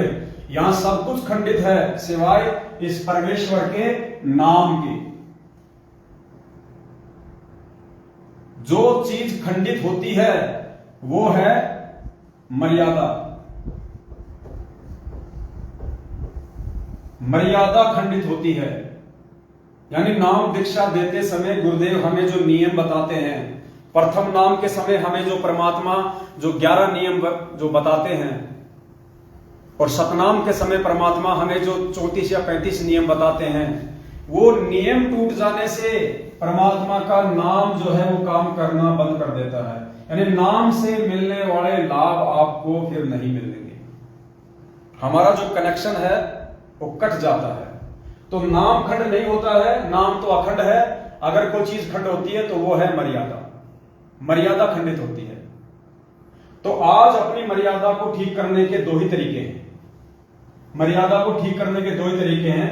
यदि किसी कारण से आपकी मर्यादा टूट चुकी है, आपके मन में गुरुदेव के प्रति दोष आ चुका है, आपका भक्ति में मन नहीं लग रहा है, आपके अंदर अशांति सी पैदा हो रही है, आप वापस भक्ति शुरू करना चाहते हैं, तो पुण्यात्माओं इसके दो ही तरीके हैं। सबसे पहला जो तरीका है वो है,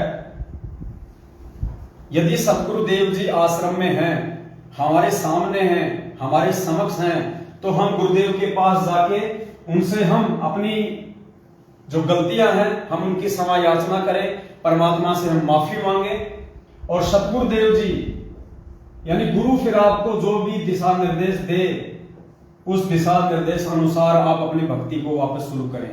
यदि गुरुदेव कहते हैं कि बेटा जाके फिर से नाम ले ले, या गुरुदेव कहते हैं कि बेटा कोई बात नहीं, आगे गलती मत करना, वापस भक्ति शुरू कर दे, तो सबसे पहला तरीका तो हमारे पास में ये होता है, यदि सतगुरुदेव जी आश्रम में हैं या हमारे सामने हैं तो हम उनके पास में जाएं, हृदय से हम अपनी जो गलती है उसकी क्षमा याचना करें, परमात्मा फिर हमें जो भी आदेश दे उसको हम फॉलो करो और अपनी भक्ति को शुरू करें। दूसरा जो तरीका है वो है पुण्यात्माओं ज्ञान आधार। दूसरा नाम शुद्धिकरण का तरीका है ज्ञान आधार। ज्ञान आधार कैसे? हम संध्या आरती में रोज पढ़ते हैं, अंतर्यामी एक तुम आत्म के आधार, जो तुम छोड़ो हाथ तो मैं कौन उतारे पार। कि हे सतगुरुदेव, हे प्रभुपिता परमात्मा, आप इस सृष्टि में एकमात्र अंतर्यामी हैं। आप सबके घट घट में विराजमान हैं। आप सभी भक्तों के सुख और दुखों से परिचित हैं। परमेश्वर आपसे कुछ भी छुपा हुआ नहीं है। चींटी पायल बाजे पैर साहिब सुनता है सब लय। ये परमात्मा चींटी के पैर की पायल की आवाज को भी सुन लेता है, जो कि नॉइज लेस होती है। चींटी के पैर के पायल की आवाज नहीं आ सकती, इम्पॉसिबल बताई परमात्मा ने। क्योंकि पहली बात तो चींटी का पैर क्या होगा, फिर चींटी के पैर की पायल अगर बनाई जाए तो वो कितनी छोटी होगी, और फिर उसकी आवाज इम्पॉसिबल। कहते हैं परमात्मा उसको भी सुन लेता है क्योंकि वो अंतर्यामी होता है। तो पुण्यात्माओं, यदि वास्तव में आपको बरवाला कांड 2014 के बाद आपने जो भक्ति छोड़ी, और भक्ति छोड़ने के बाद यदि आज सत्संगों की वीडियो देखकर या परमेश्वर की प्रेरणा से आपके अंदर वापस भक्ति करने की इच्छा जागृत हुई है, आपको अपनी उन तमाम जाने अनजाने की गलतियों का आभास हुआ है, और यदि अंदर से आपको पश्चाताप है, तो फिर पुण्यात्माओं आपके सामने एक ही विकल्प है जिससे आप वापस अपनी भक्ति शुरू कर सकते हैं। आप उस परमेश्वर की शरण में वापस आ सकते हैं। आने वाले विनाशकारी समय से आप जी अपने और अपने परिवार की सुरक्षा कर सकते हैं, और वो है पुण्यात्माओं ज्ञान आधार। यानी हृदय से आप अपनी उन तमाम गलतियों की क्षमा याचना सतगुरु रामपाल जी भगवान से, उस अंतर्यामी परमात्मा से अपने घर पर ही करें। आप उसी प्रकार से जैसे आपने पहले नाम दीक्षा ली थी, और नाम दीक्षा लेने के बाद में आपने अपने घर पे आके जो अपना दरबार लगाया था परमात्मा का, जहां पे आपने ज्योति लगाना शुरू किया था, जहां पे आप तीनों समय की आरती करते थे, आप परमेश्वर जी को दंडवत प्रणाम किया करते थे, वो ठीक वैसा ही दरबार आप जी फिर से अपने घर पे लगाओ।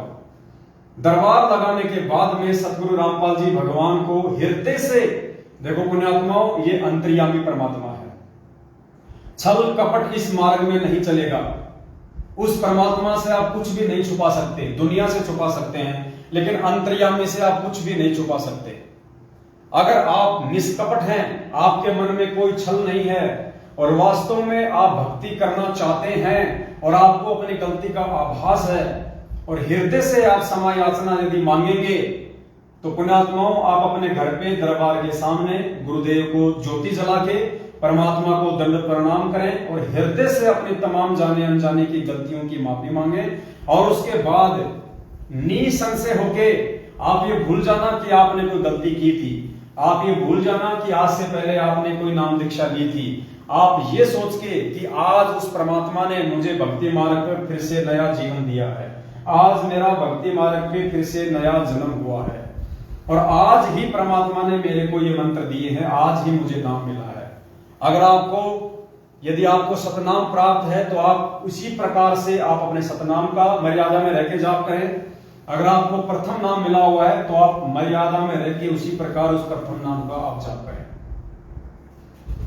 आप अपने मन में ये विचार बिल्कुल भी ना लाएं कि आज से पहले मेरे से इतनी बड़ी गलती हुई थी, मैंने 4 साल परमात्मा की भक्ति छोड़ दी, बीच में मैंने 3 साल भक्ति छोड़ दी। आप उन तमाम बातों को दिलो दिमाग से निकाल दें, क्योंकि एक चीज आपको स्पष्ट रूप से समझ लेनी चाहिए पुण्यात्माओं, इस काल भगवान के लोक में और ये भक्ति करने की यदि किसी के दिल में दोबारा से इच्छा उत्पन्न हो रही है, यदि फिर से कोई आत्मा सतगुरु रामपाल जी भगवान से जुड़ के उनकी शरण में आके यदि ये भक्ति करनी चाहता है, तो पुण्यात्माओं जाहिर सी बात है वो परमात्मा ही आपको सत प्रेरणा करेगा। यानी सतगुरु रामपाल जी भगवान की जो यथार्थ भक्ति है उसकी प्रेरणा काल नहीं कर सकता। इस भक्ति की प्रेरणा आपको परमात्मा ही कर सकता है। और यदि फिर से आपके अंदर ये भक्ति करने की इच्छा जागृत हो रही है, तो पुण्यात्मा विचार कर लेना, परमात्मा का आपके ऊपर आशीर्वाद है।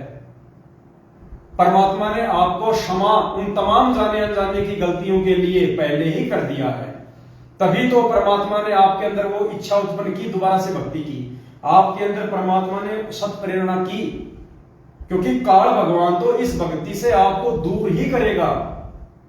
जैसा कि सतलोक आश्रम मैनेजमेंट हरियाणा को निमित्त बना के भक्तों से राजनीतियां करवा के, आरक्षणों में बैठा के, कुपात्रों को ज्योति पाठ और दान धर्म का पैसा दिलवा के, उस पैसे से जो साधन लिए जा रहे हैं वो साधन भक्तों के कर्म फोड़ रहे हैं। सात संगतियों के रुकवाने में वो गाड़ियां इनके काम आ रही हैं। आप लोगों से गैंगस्टरों की सीबीआई जांच के नाम पे पैसे दिए जा रहे हैं। आप लोगों को उन गैंगस्टरों की सीबीआई जांच के धरने में बैठाया जा रहा है। तो काल केवल आपको भक्ति से दूर कर सकता है। काल आपसे वो कुक्रम करवा सकता है जो कुक्रम करने से आपकी मर्यादा टूटे और आप सतगुरु रामपाल जी भगवान की भक्ति से दूर हो जाए। और यहां यदि वापस आपके अंदर सत भक्ति की प्रेरणा जागृत हो रही है, यदि वापस आप सतगुरु रामपाल जी भगवान से जुड़ के उनकी भक्ति करना चाहते हैं, तो पुण्यात्माओं ये प्रेरणा आपके अंदर कौन कर रहा है? गुरुजी। और गुरुजी यदि आपके अंदर प्रेरणा कर रहे हैं तो गुरुजी पहले आपको क्षमा करेंगे, उसके बाद ही तो आपके अंदर प्रेरणा करेंगे। तो गुरुजी ने ही आपको वापस भक्ति करने के लिए खड़ा किया है। इसका मतलब परमात्मा ने आपका नाम पहले ही शुद्ध कर दिया है। ये आपको परमात्मा ने ये समझ लेना एक अंतिम और लास्ट मौका दिया है वापस इस भक्ति से जुड़ के अपने अच्छे कर्म बनाने के लिए, आने वाले विनाशकारी समय से अपना बचाव करने के लिए। तो आपके मन में फिर ये कति शंका नहीं होना चाहिए कि मैं कहां से नाम शुद्ध कराऊं, मैं क्या करूं। आपको किसी फर्जी नामदान केंद्र में जाने की आवश्यकता नहीं है। आपका घर ही आपका नामदान केंद्र है। आपके दरबार में आपका भगवान बैठा है। आपके भगवान ने, आपके गुरुदेव भगवान ने आपको भक्ति करने की सत प्रेरणा वापस से की है। तो परमात्मा ने तो आपको उसी समय माफ कर दिया, आपका नाम गुरुजी ने शुद्ध कर दिया। अब आपको सिर्फ इतना करना है, अपने घर पे वापस उसी प्रकार से मालिक का जो है दरबार लगाओ। और परमात्मा का दरबार लगाने के बाद हृदय से अपने गुरुदेव से उनका विधान पूरा करते हुए, जब बेटे से गलती हो जाती है तो बेटा अपने बाप से कान पकड़ के गलतियां मांगता है, उठक बैठक निकालता है, मुर्गा बन जाता है अपने बाप के आगे।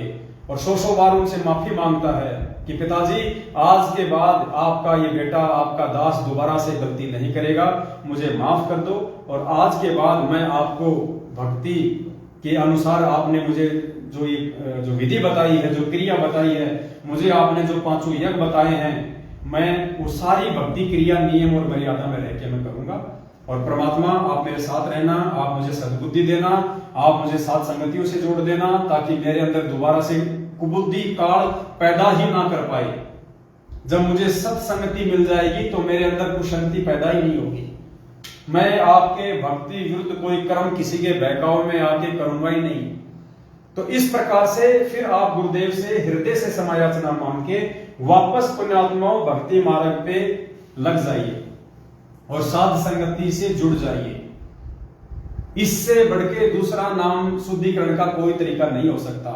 यदि आप फर्जी नामदान केंद्रों पे जाके वापस नाम लेते हैं और सोचते हैं कि मेरा शुद्धिकरण हो गया, तो आप देख सकते हैं थोड़ी देर पहले आपको बताया गया है कि मध्य प्रदेश के धार जिले के नामदान सेवादार जो आप लोगों को नाम दिलवाया करते थे, जो आप लोगों के फार्म भरा करते थे, उन्होंने जो कुकर्म किए, आज देखिए उनके कुकर्मों की सजा।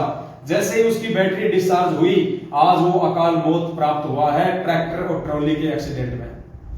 तो सोचिए वो लोग तो सबसे बड़े खंडित लोग हैं। आप जिन फर्जी नामदान केंद्रों पे जाके नाम शुद्ध करवाने की सोच रहे हैं, उन फर्जी नामदान केंद्रों पे बैठे हुए लोग तो सबसे ज्यादा खंडित लोग हैं। वो कहां से आपका नाम शुद्ध करवा देंगे? उनको ना तो नामदान केंद्र खोलने के आदेश गुरु जी की तरफ से, ना ही इन लोगों को नाम शुद्धिकरण करवाने के लिए परमात्मा जी ने नियुक्त किया है। और उल्टे इनके आप इनके कुकर्म देखिए, अपनी ही गुरु बहनों के साथ 8-8 दिन तक नामदान केंद्र के ऊपर, जिसको आप भगवान का मंदिर मानते हैं, इतनी पवित्र जगह मानते हैं, उस जगह पे ये बलात्कार कर रहे हैं। और आज से 1.5 साल बाद इनकी अकाल मृत्यु हो रही है। तो पुण्यात्माओं, आप किन नामदान केंद्रों पे जाके नाम शुद्धिकरण करवाने की सोच रहे हैं? जब तक ज्ञान आधार नहीं बनाएंगे, परमात्मा आपसे सैकड़ों कोस दूर रहेगा, सैकड़ों कोस। तो पुण्यात्माओं, हमने विचार करना पड़ेगा इन सब बातों पे। और अब आपको एक परमात्मा का छोटा सा एक सत्संग सुनाते हैं, जिससे आपको दृढ़ विश्वास हो जाएगा कि वास्तव में वर्तमान में नाम शुद्धिकरण की इस विधि से बढ़ के और दूसरी विधि कोई नहीं है।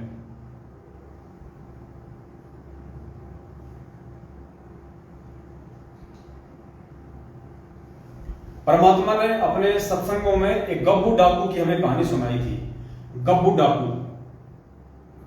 और परमात्मा ने क्या बताया हमें, थोड़ा ध्यान से सुनना। पहले दास आपको थोड़ा सा वर्बली बताएगा।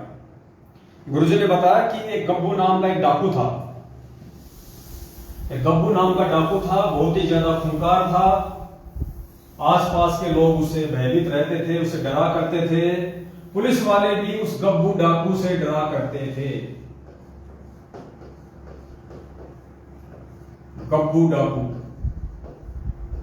ये जो कहानी हमें जो परमात्मा ने सत्संगों में सुनाई है गब्बू डाकू की, ये गब्बू डाकू की कहानी आज आपको बताएगी कि किस प्रकार से आज आप सतगुरु रामपाल जी भगवान से 100 गलतियां करने के बाद भी बिना नामदान केंद्रों पे जाए आप जी उनसे वापस जुड़ सकते हैं। और यही एकमात्र सही विधि होगी किसकी? नाम शुद्धिकरण की। नाम शुद्धिकरण की यही एकमात्र सही विधि होगी।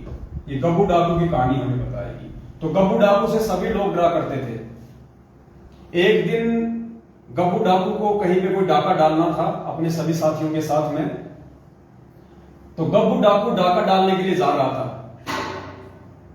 थोड़ा सा समय डाका डालने में शेष था। तो गब्बू डाकू ने सोचा पास में ही कोई संत कोई सत्संग कर रहा था, कोई आश्रम था, वो वहां जाके अपना टाइम पास करने के लिए उस सत्संग में जाके बैठ गया। अब सत्संग में जाके बैठ गया तो परमात्मा की उस पर विशेष मेहर हुई।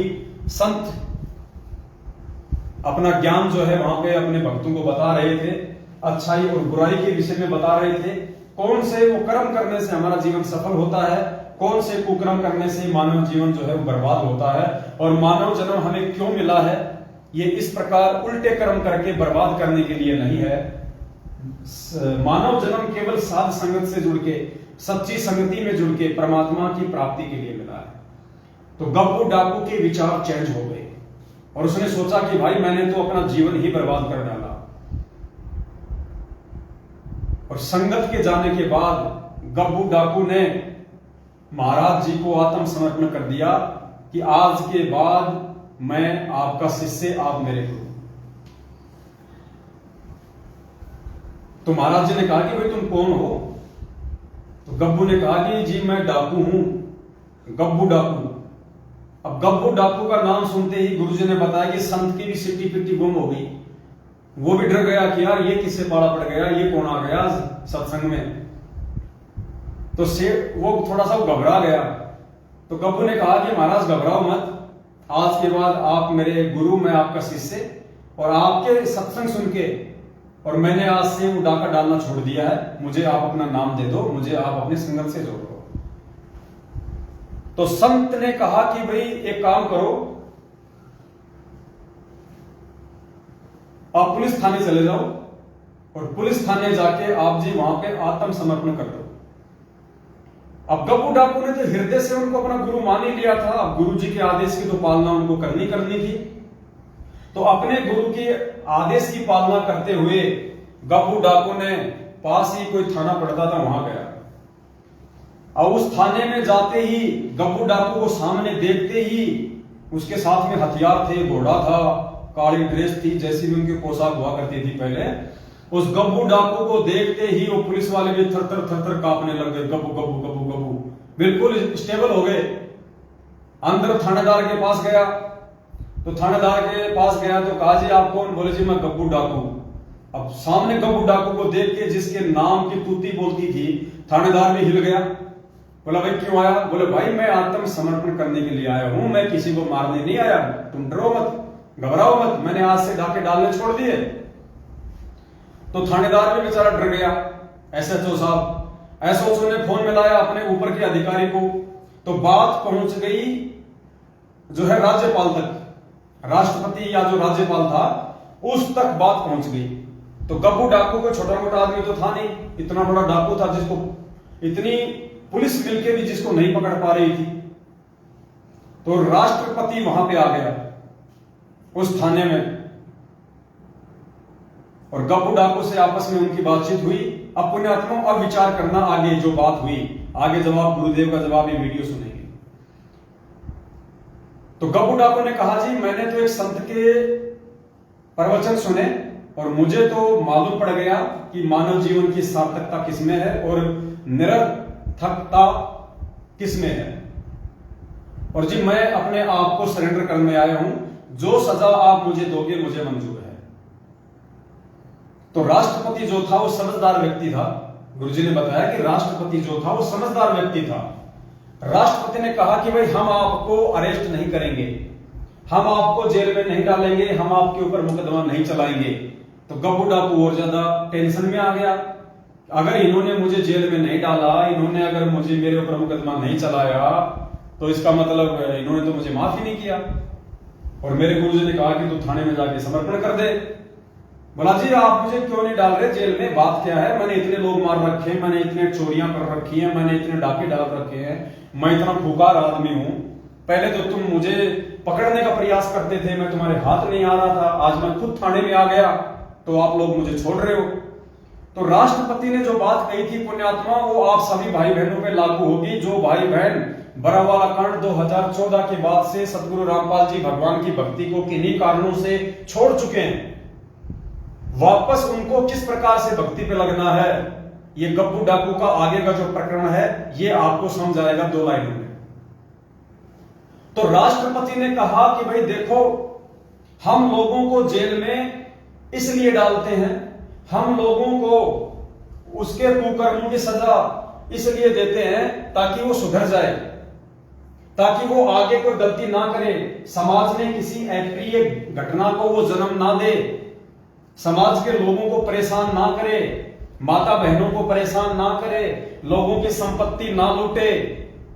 इसलिए हम डाकुओं को सजा देते हैं, हम डाकुओं को पकड़ते हैं, उनके ऊपर मुकदमे चलाते हैं, ताकि वो जेल में जाके उसको अपनी गलती का एहसास हो, वो अपने उन तमाम कुकर्मों को छोड़ दे, ये सोच के कि भैया जेल में जाने के बाद में ना तो परिवार से मिलना होता है, ना अपने समाज से मिलना होता है, और वहां पे घोर यातनाएं दी जाती हैं। तो इन सब बातों से परिचित होके 2, 4, 5, 10 साल की सजा काट के वो आदमी वापस उन कुकर्मों से तौबा कर ले और समाज में एक सभ्य नागरिक की भूमिका निभाए।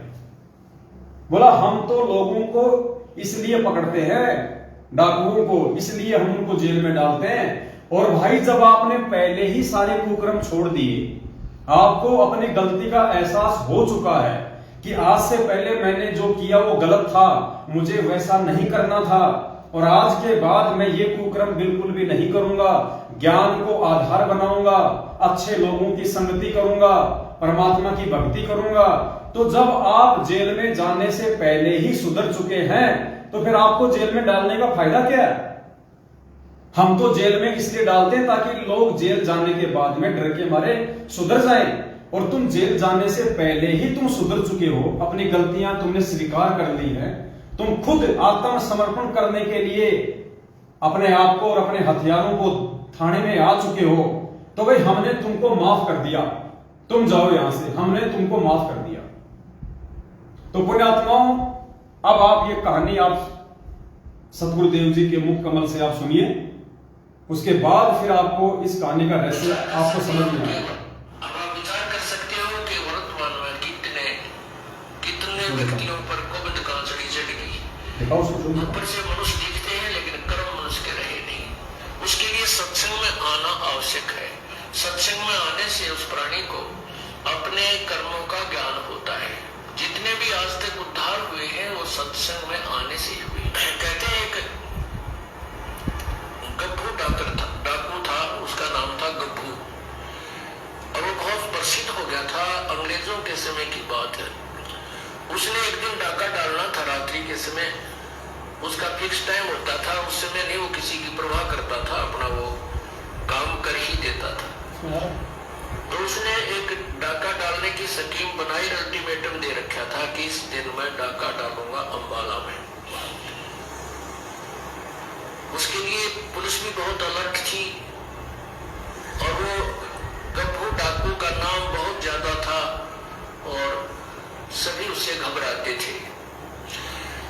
अब उसका रात को उसने 1 बजे डाका डालना था। उससे पहले उसने समय व्यतीत करने के लिए देखा कि कुछ लोग एकत्रित हुए बैठे हैं। उन्हीं में जाकर बैठ गया। वहां एक संत वचन कर रहा था, प्रवचन दे रहा था, उन्हीं में बैठ गया। और उस संत ने परमात्मा की महिमा का गुणगान किया, अच्छे और बुरे कर्मों का निर्णय दिया। उस डाकू का वो बात समझ में आ गई कि जो ये पाप मैं इकट्ठा कर रहा हूं, ये धन तो यही रह जाएगा, और फिर मृत्यु के उपरांत जो पाप इकट्ठे किए हैं वो साथ चले जाएंगे। उसके बाद कुत्ता बनेगा, उसके कीड़े पड़ेंगे, खाज लगेगी, टांग टूटेगी, गर्मी में पड़ा रहेगा, सर्दी में रहेगा, गधा बनेगा, कोई दवाई औषधि को पूछने वाला नहीं होगा, और जितने भी पाप कमाएगा प्राणी के साथ जाएगा। मनुष्य जीवन रहते उसका समाधान किया जा सकता है। संतों के पास जाकर अपना कल्याण करवाए और प्रायश्चित करे, और पाप के पैसे को दान पुण्य करके अपना पीछा छुड़वाए। अब वो बात उस गब्बू डाकू के पक्की हृदय में बैठी, क्योंकि पुण्यात्मा अज्ञानवश तो बुरे कर्म करने लग जाती है, और जिस दिन उनको ज्ञान होता है वो सूरवीर होते हैं, उसी दिन त्याग देते हैं सब बुराइयों को, और वही परमात्मा को पाया करते हैं। जिन पे एक पीढ़ी ना छूटती हो वो कितने के लिए तोड़ेगा बता। जिस पे एक पीढ़ी नहीं छूटती वही नहीं तो परमात्मा के नाम में जो बाधक है, तो वो किसकी भक्ति करेगा? वो तो कमजोर आदमी है, वो पार हो ही नहीं सकता, उसने अपने विकार त्यागने होंगे। तो ये होते सूरवीरों के काम। जो ज्ञान समझ में आ जाता है तुरंत त्याग देते हैं और अपनी सत कमाई करने लग जाते। तो सत्संग जो वचन हो लिए तो साधु उसके बाद समझ में आ गई डाकू के। तो उसने अपने साथी जो आने थे समय पर, वो सभी आए, अपने गोली बंदूक ले गए, घोड़े गाड़ों पर चढ़ गए। जहां उन्होंने इकट्ठा होना था वो डाकू वहां पहुंच गया गब्बू। उन डाकू अपने साथियों से कहा, भाई आज के बाद गब्बू डाके नहीं मारेगा और ना ही कोई बुराई करेगा। आज मैंने सत्संग सुन लिया तो डाकू नाराज हो गए, भाई हमने आज इसमें 1 लाख रुपए का फायदा होना था, ये तो दे दे। तो वो कहने लगा ठीक है भाई, मैं और तुम्हें आज 1 लाख रुपए का जो हानि तुम्हें हो रही है वो जो मेरी पूंजी है उसमें से ले लो, और बाकी मैं अपने दान पुण्य करूंगा, पीछा छुटवाऊंगा। डाकू वापस चले गए। वो सरदार था, उनका मुखिया था। तो उसने सोचा चलो साधु के पास जाता हूं जो सत्संग कर रहा था, धर्मशाला में रुका हुआ था। वो गप्पू डाकू उस संत के पास गया और वहां क्वाड़ खड़खड़ाया। रात को इस संत को जगाया, कहा प्रभु जी मैंने आपका सत्संग सुना है, मैं आपके चरणों में उपदेश लेना चाहता हूं। संत ने पूछा भाई कौन है, इसी रात ने के इमरजेंसी हो गई तेरी, दिन में भी ले सका था नाम तो सुबह भी आ सकता था, रात ना आने का क्या मतलब है तेरा, आपको कहानी बता। तो वो कहने लगा महाराज जी मैं एक बहुत भयंकर डाकू हूँ, मेरा नाम गप्पू है, मैंने रात में आपका सत्संग सुना और आपके सत्संग सुनकर मैं अपनी दिशा बदलना चाहता हूँ। अब गप्पू नाम सुनते उस संत के भी पिंडी का पल्ला की वो कड़ा गया कसाई, सुबह सुबह यूं मनवाना तेरी धाड़ा लेना है और तेरा ही, तो वो भी डर गया। संत बोला भाई एक काम करे बेटा, नाम तो दिखत तुझे उपदेश तो दे दूंगा, पर भाई तो थाने में जाकर समर्पण कर दे। कहते यहाँ पर पुलिस वाले मेरी भी घीस बांध दे रहे और यहाँ आ जाए मुझे भी तंग करे बेटा। अब साधु की बात का उसके असर हो गया, चल ठीक है थाने में चला जाता हूँ। तो गप्पू डाकू थाने में चला गया। अब थाने में थानेदार बैठा, आगे पुलिस वाला खड़ा, वो संतरी खड़ा था थाने का आगे। वो बोला भाई कौन है, कितना है, अंदर नहीं जाना, खड़ा हो गया बाहर। तो बोला भाई मैं गप्पू डाकू हूँ और तेरे थानेदार से मिलने आया हूँ। अब गप्पू डाकू नाम सुनते 2 कदम पर खड़ा, उस संतरी की हाथ का ऊपर ला गया, बंदूक भी हाथ में छूट गई। वो बंदूक उसने ठा ली कि तुमने मारना दे बात।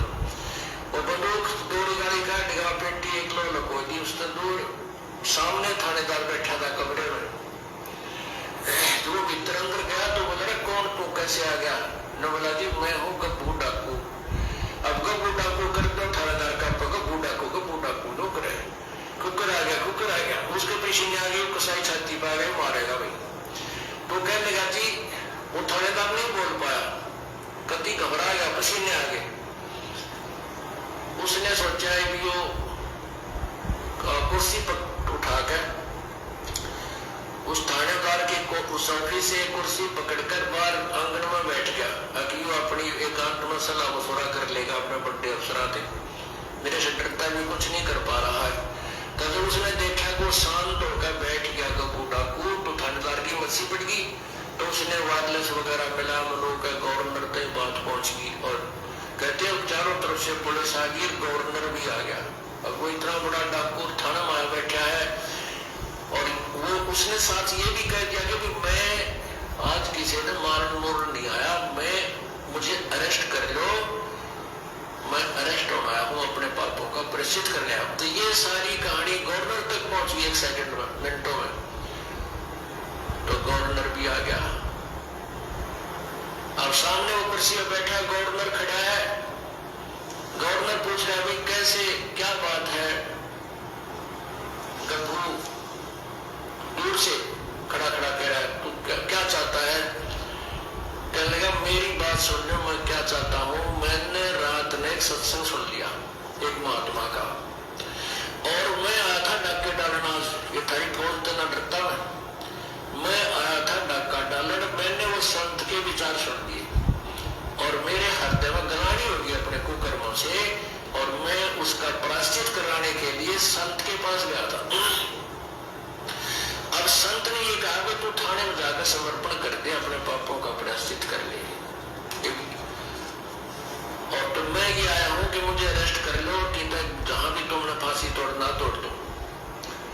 वो गवर्नर बड़े बुद्धिमान हुआ करते थे। वो कहने लगे बेटा हम जेल में भी इसलिए डालते हैं कि बुराई छोड़ दे, आगे बात ना करे।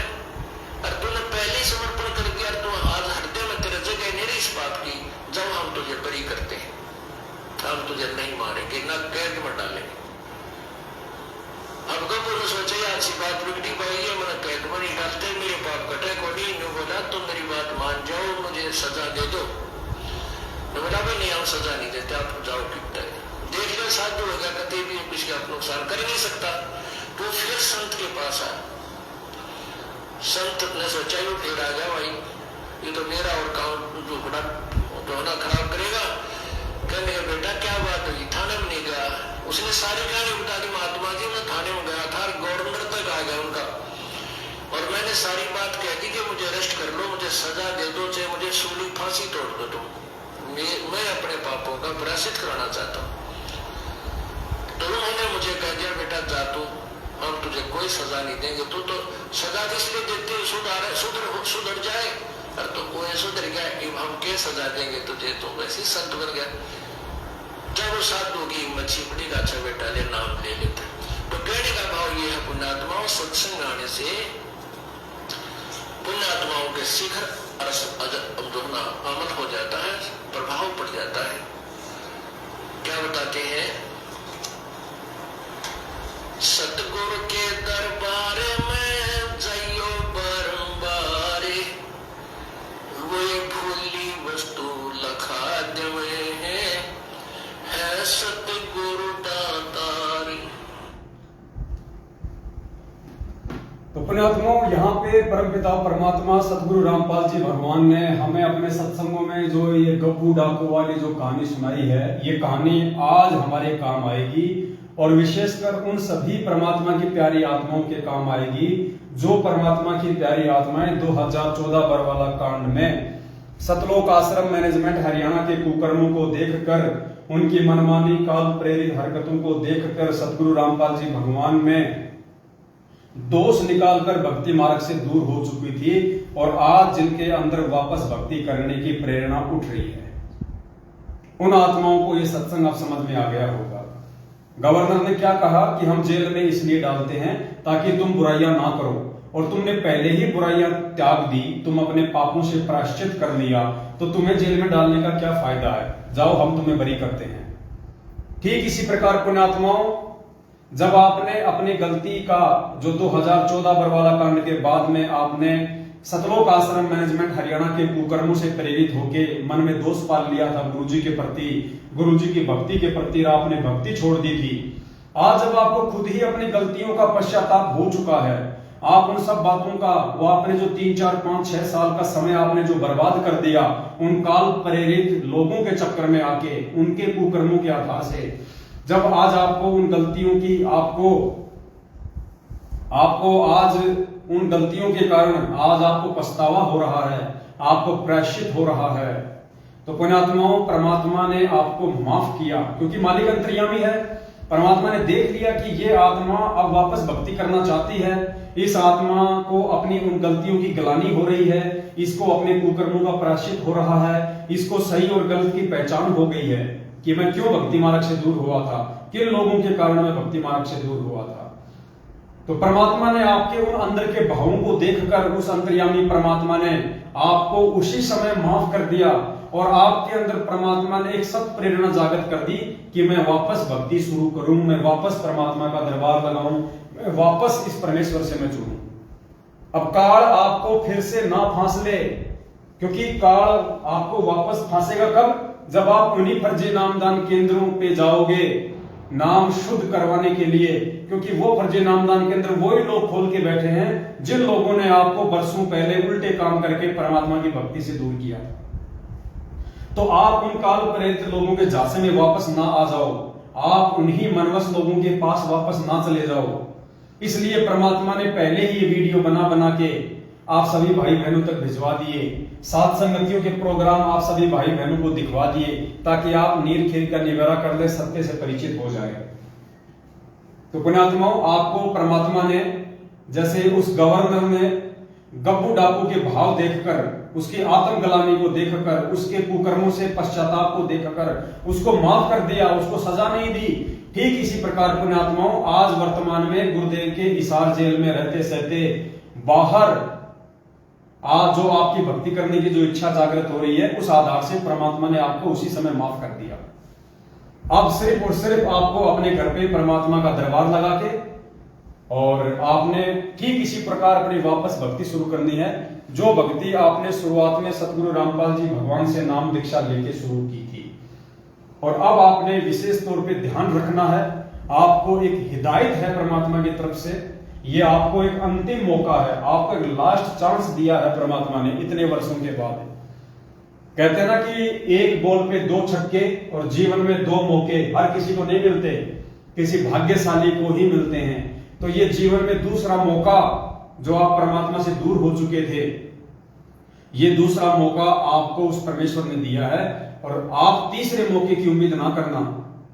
इसलिए आप जी हृदय से परमात्मा से समायाचना मांग के अपने घर से और वापस परमात्मा की उसी प्रकार से अपनी आराधना शुरू करें, अपनी भक्ति शुरू करें।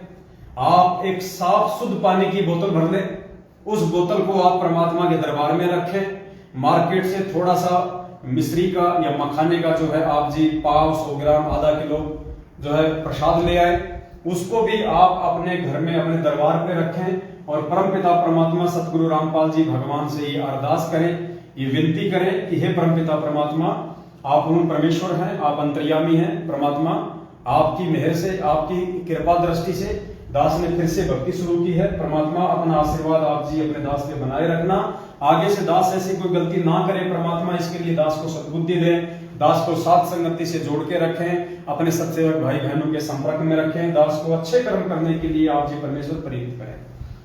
और हे परमात्मा, ये जो जल है साधारण सा, परमात्मा आप अपनी वचन शक्ति से आप इसको परमेश्वर जो है अपने चरणामृत में तब्दील करें। आज के बाद परमात्मा यही मेरे लिए आपका असली चरणामृत है और ये जो प्रसाद है परमेश्वर, आप इसमें भी अपनी सर्व शक्ति को प्रवेश करें और आप परमेश्वर की तीनों समय की आरती करें। परमात्मा ने जो मंत्र आपको दिए हैं, जो विधि परमात्मा ने बताई है, जो नियम है, उस आधार से आप अपना भक्ति साधना कीजिएगा। अपना नेक नीति ईमानदारी से आप अपना जो भी अपना रोजी रोटी के लिए काम धंधा करते हैं, अपना काम धंधा कीजिएगा। जब भी आपको समय मिले तो आप जी साथ संगति में जरूर आए, अपने भाई बहनों के साथ मिलकर सतगुरु रामपाल जी भगवान को भोग लगाएं। आप जी परमात्मा को प्रसन्न करें, परमात्मा को ये विश्वास दिलाएं कि आप एक अच्छे और नेक भगत बन चुके हैं, आप साथ संगति से जुड़ चुके हैं। आगे आप कभी किसी भी मनवश काल प्रेरित लोगों के बहकाव में आके अपने गुरुदेव को दुखी नहीं करेंगे, गुरुदेव को नाराज नहीं करेंगे। तो ये जो शंका थी, ये उन तमाम भगत भाई बहनों की थी जो 2014 बरवाला कांड के बाद में भक्ति छोड़ चुके थे। तो दास उम्मीद करता है परमपिता परमेश्वर जी के आशीर्वाद से आप जी को आज के वीडियो के माध्यम से ये बात आपको समझ में आ गई होगी कि आपने किस प्रकार यदि भक्ति छोड़ चुके हैं वापस शुरू करना चाहते हैं तो किसी भी सतलोक आश्रम मैनेजमेंट हरियाणा के द्वारा खोले गए फर्जी नामदान केंद्रों पे ना जाकर कैसे ज्ञान को आधार बनाकर अपने घर पर ही अपना नाम शुद्ध करें और परमपिता परमेश्वर जी की भक्ति वापस शुरू करें। इसके अलावा पुण्यात्माओं दूसरा कोई तरीका दुनिया में नाम शुद्धिकरण का नहीं है। या तो आपको हिसार जेल में जाना पड़ेगा, गुरुदेव से वहीं जाके माफी मांगनी पड़ेगी, फिर परमेश्वर जो दिशा निर्देश दे उस अनुसार आप अपनी भक्ति करें। दूसरा तरीका आपको परमात्मा ने इस वीडियो के माध्यम से समझवा दिया है, यही दूसरा और बेस्ट तरीका है, इसके अलावा और कोई तरीका नहीं है। यदि वास्तव में आप हृदय से आत्मग्लानि के साथ, पश्चाताप के साथ माफी मांगेंगे और सही नीयत से भक्ति करेंगे तो परमेश्वर अंतर्यामी है, आपको माफ करेगा। आपको फिर आगे कहीं कोई समस्या परमात्मा नहीं आने देगा और साथ संगति से आप जुड़ी जाओगे तो परमात्मा आपसे कोई ऐसी गलती फिर से नहीं होने देगा जिससे कि दोबारा परमात्मा आपसे नाराज हो जाए। तो ये उन सभी आत्माओं के लिए जिनकी ये शंका थी, उम्मीद करता हूं सदगुरुदेव जी ने दास को सद्बुद्धि देके और ज्ञान आधार से आप जीवों को जो समझवाई है आपको अच्छे से समझ में आई होगी। तो आज के लाइव शंका समाधान में बस केवल इतना ही, बाकी हम कल फिर एक दूसरे के सामने रूबरू होंगे और जो भगत भाई बहनों की जो शंकाएं हैं उनको लेके हम आपके सामने आएंगे। बीच बीच में जो भी छोटी मोटी कोई घटना होगी संगत में, हम उस घटना से भी हम आपको रूबरू करवाएंगे ताकि आप भगत भाई बहन कोई भी गलतियां करने से बचें और इस परमेश्वर की भक्ति मार्ग में निसंशय होकर आगे बढ़े। साथ में पुण्यात्माओं आपको एक छोटी सी जानकारी दास और देना चाहता है, क्योंकि अभी थोड़ा सा समय बचा हुआ है, तो एक छोटी सी जो जानकारी है वो दास आप जी को देना चाहेगा।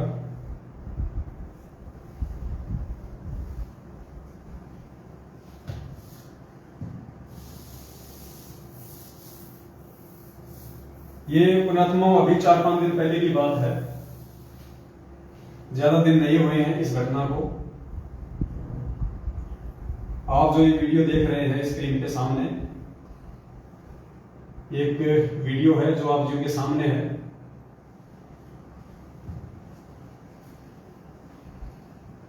ये वीडियो पुणात्मा छत्तीसगढ़ के बालोद गांव का है, बालोद गांव है या जिला है, वहां का ये वीडियो है। वहां की न्यूज में ये न्यूज आई है। और दास आपको बता दें कि आप किन काल प्रेरित मनवश लोगों की कुसंगति में उलझे हुए हैं, किस प्रकार से आप लोग सतलोक आश्रम मैनेजमेंट हरियाणा की कुसंगति में सहयोग देकर भेड़ चाल में चलते हुए अंधे होकर आंखों पे काली पट्टी बांध के आप इन लोगों का साथ देकर कैसे आप लोग अपनी मौत को न्योता दे रहे हैं, कैसे आप उस परमात्मा को दुखी कर रहे हैं, नाराज कर रहे हैं, ये वीडियो आपको समझाएगा। जिस व्यक्ति ने थाने में जाके, पुलिस स्टेशन में जाके सतलोक आश्रम मैनेजमेंट हरियाणा के द्वारा नियुक्त स्टेट कोऑर्डिनेटर मनीष साहू के ऊपर जो आरोप लगवाए हैं, जो एफआईआर दर्ज करवाई है, वो कोई सत्सेवक नहीं है। सतलोक आश्रम मैनेजमेंट हरियाणा से 2020 में इन्होंने नाम दीक्षा ली थी और 2020 के बाद जब इनको पता चला धीरे धीरे सच्चाई का और इन्होंने सतलोक आश्रम मैनेजमेंट हरियाणा के फरमानों को मानने से इनकार कर दिया, उनके पीले पर्चों को मानने से इनकार कर दिया कि भाई हम किसी व्यक्ति की कोई बात नहीं मानेंगे। हम जब गुरुदेव से जुड़े थे तो पीले पर्चे देख के नहीं जुड़े, हम ये फर्जी ऑडियो सुन के नहीं जुड़े, हम गुरुदेव का सत्संग सुन के जुड़े थे और हम गुरुदेव के सत्संगों में कही गई बातों को ही उनका आदेश मानेंगे जब तक गुरुदेव हिसार जेल से बाहर नहीं आ जाते हैं। तो इन सब बातों से दुखी होके अपने धार्मिक धंधे को बंद होता देखकर कि अगर संगत इसी प्रकार ज्ञान आधार से चलती रही, हमारे नामदान केंद्रों पे आना छोड़ दिया, हमारे फर्जी आश्रमों में आना छोड़ दिया, हमको ज्योति पाठ और दान का पैसा देना छोड़ दिया, तो हमारे तो बच्चे भूखे मर जाएंगे, हम लोग खाएंगे क्या। इन सब बातों से दुखी होकर सतलोक आश्रम मैनेजमेंट हरियाणा की मंडली ने उस भगत के घर पे जाके धरना दे दिया और उस भगत ने आरोप लगाए हैं, ये न्यूज एंकर आपको बताएगी। थाने में जाके उस भगत ने एफआईआर करवाई है। वो भगत आपको बताएगा अपने मुख से कि किस प्रकार से वहां का जो स्टेट कोऑर्डिनेटर है, उसका नाम क्या, मनीष साहू या क्या है, अभी आप इसमें सुन लेना। छत्तीसगढ़ के स्टेट कोऑर्डिनेटर ने उस भगत की जो बेटी है उसको हम बिस्तर होने के लिए वादे किया, हम बिस्तर होने के लिए, अपने साथ में सेक्स करने के लिए उस बहन को उसने बाध्य किया, उसके ऊपर दबाव डाला। क्या कारण था, क्या नहीं कारण था, ज्यादा डिटेल में मैं नहीं गया, लेकिन ये न्यूज हमारे सामने आई है। ये न्यूज आपको कुछ बताएगी, आप जी ध्यान से आप इसको सुनिएगा। छत्तीसगढ़ के बालोद जिला में पीड़ित प्रार्थी ने बताया कि सदगुरु रामपाल महाराज जी के नाम पर प्रशासन के मापदंडों को ठेका दिखाते हुए कुछ लोग अवैध रूप से नामदान केंद्र में दीक्षा लिए पुण्य आत्मा को प्रताड़ित कर रहे हैं। परिवारवाद चलाते हुए आश्रम में पाठ, प्रकाश, ज्योति, आरती और दान के पैसों पर कब्जा बनाए हुए हैं, जबकि संत रामपाल महाराज जी का उद्देश्य है कि भारतीय संविधान के आधार पर ही नामदान केंद्र का संचालन किया जाए, परंतु उनकी बातों की धज्जियां उड़ाते हुए नामदान केंद्र में जमा हुई राशि और ट्रस्ट संबंधित किसी भी प्रकार के दस्तावेज छत्तीसगढ़ शासन को उपलब्ध नहीं कराया गया है। संत रामपाल के शिष्य महिलाओं की इज्जत करते हैं, परंतु राज्य संयोजक दुष्यंत, जिला संयोजक प्रमोद, मनीष एवं उद्धर आदि लोगों द्वारा बदनाम करने की नियत से लज्जा भंग करने की कोशिश की जा रही है। कारण मात्र इतना है कि ब्लॉक सेवादार मनीष जो भगत है उन्होंने आरोप लगाया है कि वहां के जो स्टेट कोऑर्डिनेटर हैं उन्होंने उनकी बेटी की लज्जा भंग करने की कोशिश की, हम बिस्तर होने का आरोप लगाया। इन्हीं के लोग हैं ये, कोई सत्सेवक नहीं है, इन्हीं मैनेजमेंट के लोग हैं जो मैनेजमेंट के कुकर्मों से दुखी होके पुलिस स्टेशन में जाके इनके स्टेट कोऑर्डिनेटर के खिलाफ एफआईआर दर्ज करवा रहे हैं। आगे सुनिए। साहू द्वारा लड़की को हम बिस्तर होने के लिए कहा, बात करी गई थी। बात नहीं मान दोबारा सुनिए जरा। प्रमोद, मनीष एवं उद्धर आदि लोगों द्वारा बदनाम करने की नियत से लज्जा भंग करने की कोशिश की जा रही है। कारण मात्र इतना है कि ब्लॉक सेवादार मनीष साहू द्वारा लड़की को हम बिस्तर होने के लिए कहा, बात करी गई थी। बात नहीं मानने पर भागी परमेश्वर के इशारे में मीटिंग कर इन्हें बदनाम करते हुए सभी के बीच इनके माँ बाप को बेइज्जत करते हुए अनगढ़ बातें कही गई, जिनकी रिपोर्ट दर्ज बालोद कोतवाली में कराई गई। ये भगत जी हैं जो उस लड़की के पिता हैं। इनकी लड़की को छत्तीसगढ़ के स्टेट कोऑर्डिनेटर ने हम बिस्तर होने के लिए वादे किया। तो ये उस लड़की के पिता हैं, ये भी एक भगत है। अब ये वहां पुलिस थाने के सामने मीडिया को क्या कह रहे हैं, क्या रिपोर्ट दे रहे हैं। इनके माँ बाप को बेइज्जत करते हुए अनगढ़ बातें कही गई, जिनकी रिपोर्ट दर्ज बालोद कोतवाली में कराई गई। ये तो पहला ऐसा कदम होगा जब कोई पीड़िता ने हमारे जो जिला, प्रदेश और ब्लॉक और अन्य जो प्रमुख कार्यकर्ता हैं उनके खिलाफ में इनके जो कर्म हैं इनको प्रकाश में लाने के लिए हिम्मत जुटाई है। अब थाने में रिपोर्ट करने के लिए ये तो बहुत अच्छी बात है। और मेरे ख्याल से तो काफ़ी जो संगत है हमारी वो बहुत ज़्यादा परेशान हैं, उनको बहुत पीड़ित लोग हैं। और यहाँ तक कि ये लोग जो है अपना जासूस लगाए हुए हैं कि इनके खाने पीने रहने पहने हर एक स्वतंत्रता पर इन लोगों ने नज़र रखा हुआ है। और जो भी व्यक्ति इनके खिलाफ ऐसा लगता है कि कुछ प्रकाश डाल देगा या बोल देगा, और उनको ये लोग मिशन से बाहर करने के लिए एक पीला पेज बनाया हुआ है। ये संत रामपाल जी महाराज जी से जुड़े हुए लोगों की बात है।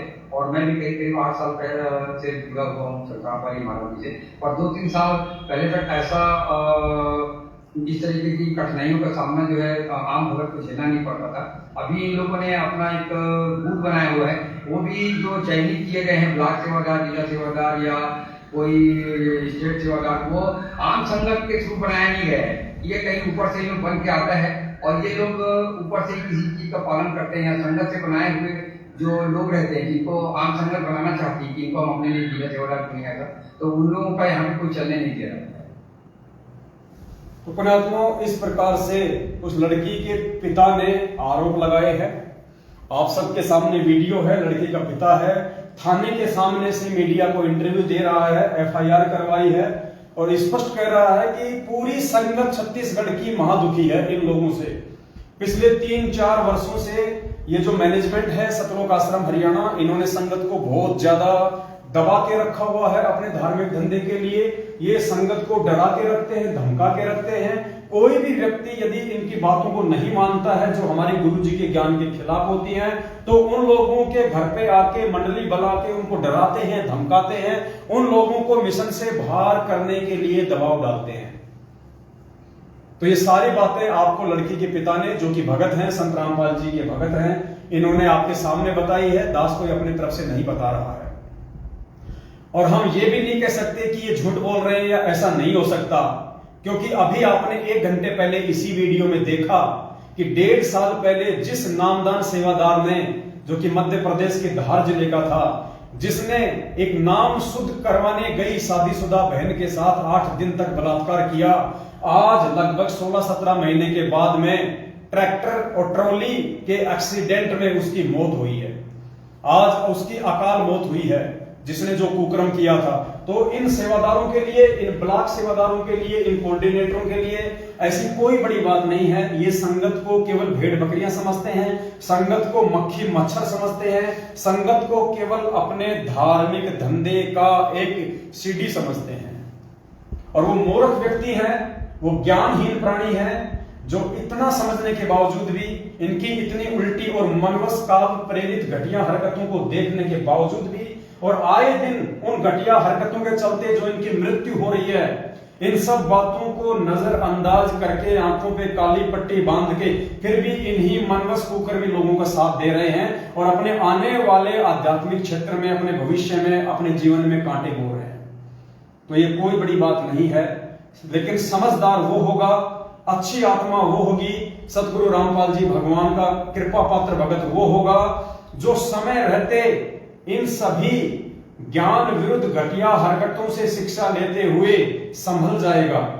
जो सतलोक आश्रम मैनेजमेंट हरियाणा को, जो कि काल प्रेरित है, सतगुरु रामपाल जी भगवान के यथार्थ 13वें कबीर पंथ को उसका सत्यानाश करने के लिए, उसको बर्बाद करने के लिए, लोगों को इस मार्ग से तोड़ने के लिए आया हुआ है।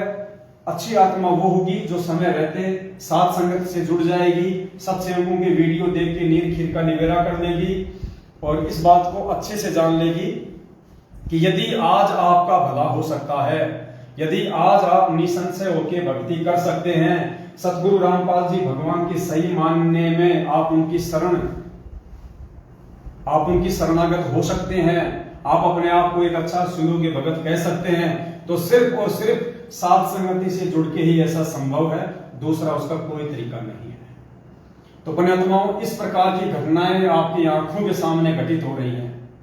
खुद जो पीड़ित परिवार है, जो भगत है, आपके स्टेट कोऑर्डिनेटर के खिलाफ, आपके जिला कोऑर्डिनेटर के खिलाफ, आपके ब्लॉक सेवादारों के खिलाफ सरेआम थानों में जाके दुखी होके, तंग होके जो शिकायतें दर्ज करवा रहे हैं, और उसके बावजूद आप अपनी आंखों से ऐसी मनवस घटिया हरकतों को देखकर भी यदि आंख नहीं खोलते, नहीं जागते हैं, तो पुण्यात्माओं, आने वाले समय में महाभारत के भीष्म, कर्ण और द्रोणाचार्य की तरह वो हाल उन सभी भगत भाई बहनों का होगा जो आज सारी घटनाओं को अपनी आंखों से देखते हुए भी अपनी आंख बंद करके बैठे हुए हैं कबूतर की तरह। तो आज के लाइव संघ का समाधान में केवल इतना ही, और आज के इस वीडियो के लिए हम सभी भगत भाई बहन परमपिता परमात्मा सतगुरु रामपाल जी भगवान का कोटि कोटि दंडवत धन्यवाद करते हैं। परमात्मा फिर से हमें एक मौका दे भाई बहनों के बीच में आने का, साथ संगति का, लाइव संघ का समाधान का। तो आज के वीडियो में केवल इतना ही, और बाकी बातों के लिए फिर परमात्मा हमें कल फिर से एक मौका देंगे, एक समय देंगे, सभी भगत भाई बहन आपस में मिलके, और हम इस विषय पे चर्चा करेंगे ताकि हम गुरुदेव के हिसार जेल से बाहर आने तक कोई भी गलती ना करें, और वो गलतियां करके हम किसी भी समस्या को, किसी भी घटना को न्योता ना दें, किसी भी घटना को आमंत्रित ना करें। हम परमेश्वर को भी प्रसन्न करें, हम मर्यादा में रहकर अपनी भक्ति भी करें, जिससे हमारा भी आत्म उद्धार हो और हमारे गुरुदेव भी हमसे जो है प्रसन्न हो। तो आज के लाइव संघ का समाधान में केवल इतना ही। जाते जाते आप सभी भगत भाई बहन वीडियो को ज्यादा से ज्यादा शेयर कर दें, और इस वीडियो को आप जी इस फेसबुक के पेज से डाउनलोड करके आप भगत भाई बहनों ने जितने भी यूट्यूब चैनल बना रखे हैं उन सभी यूट्यूब चैनलों पे डाल के आगे से आगे उस वीडियो को शेयर करें। सत साहिब बंदी छोड़ सतगुरु रामपाल जी भगवान की जय हो। सत साहिब।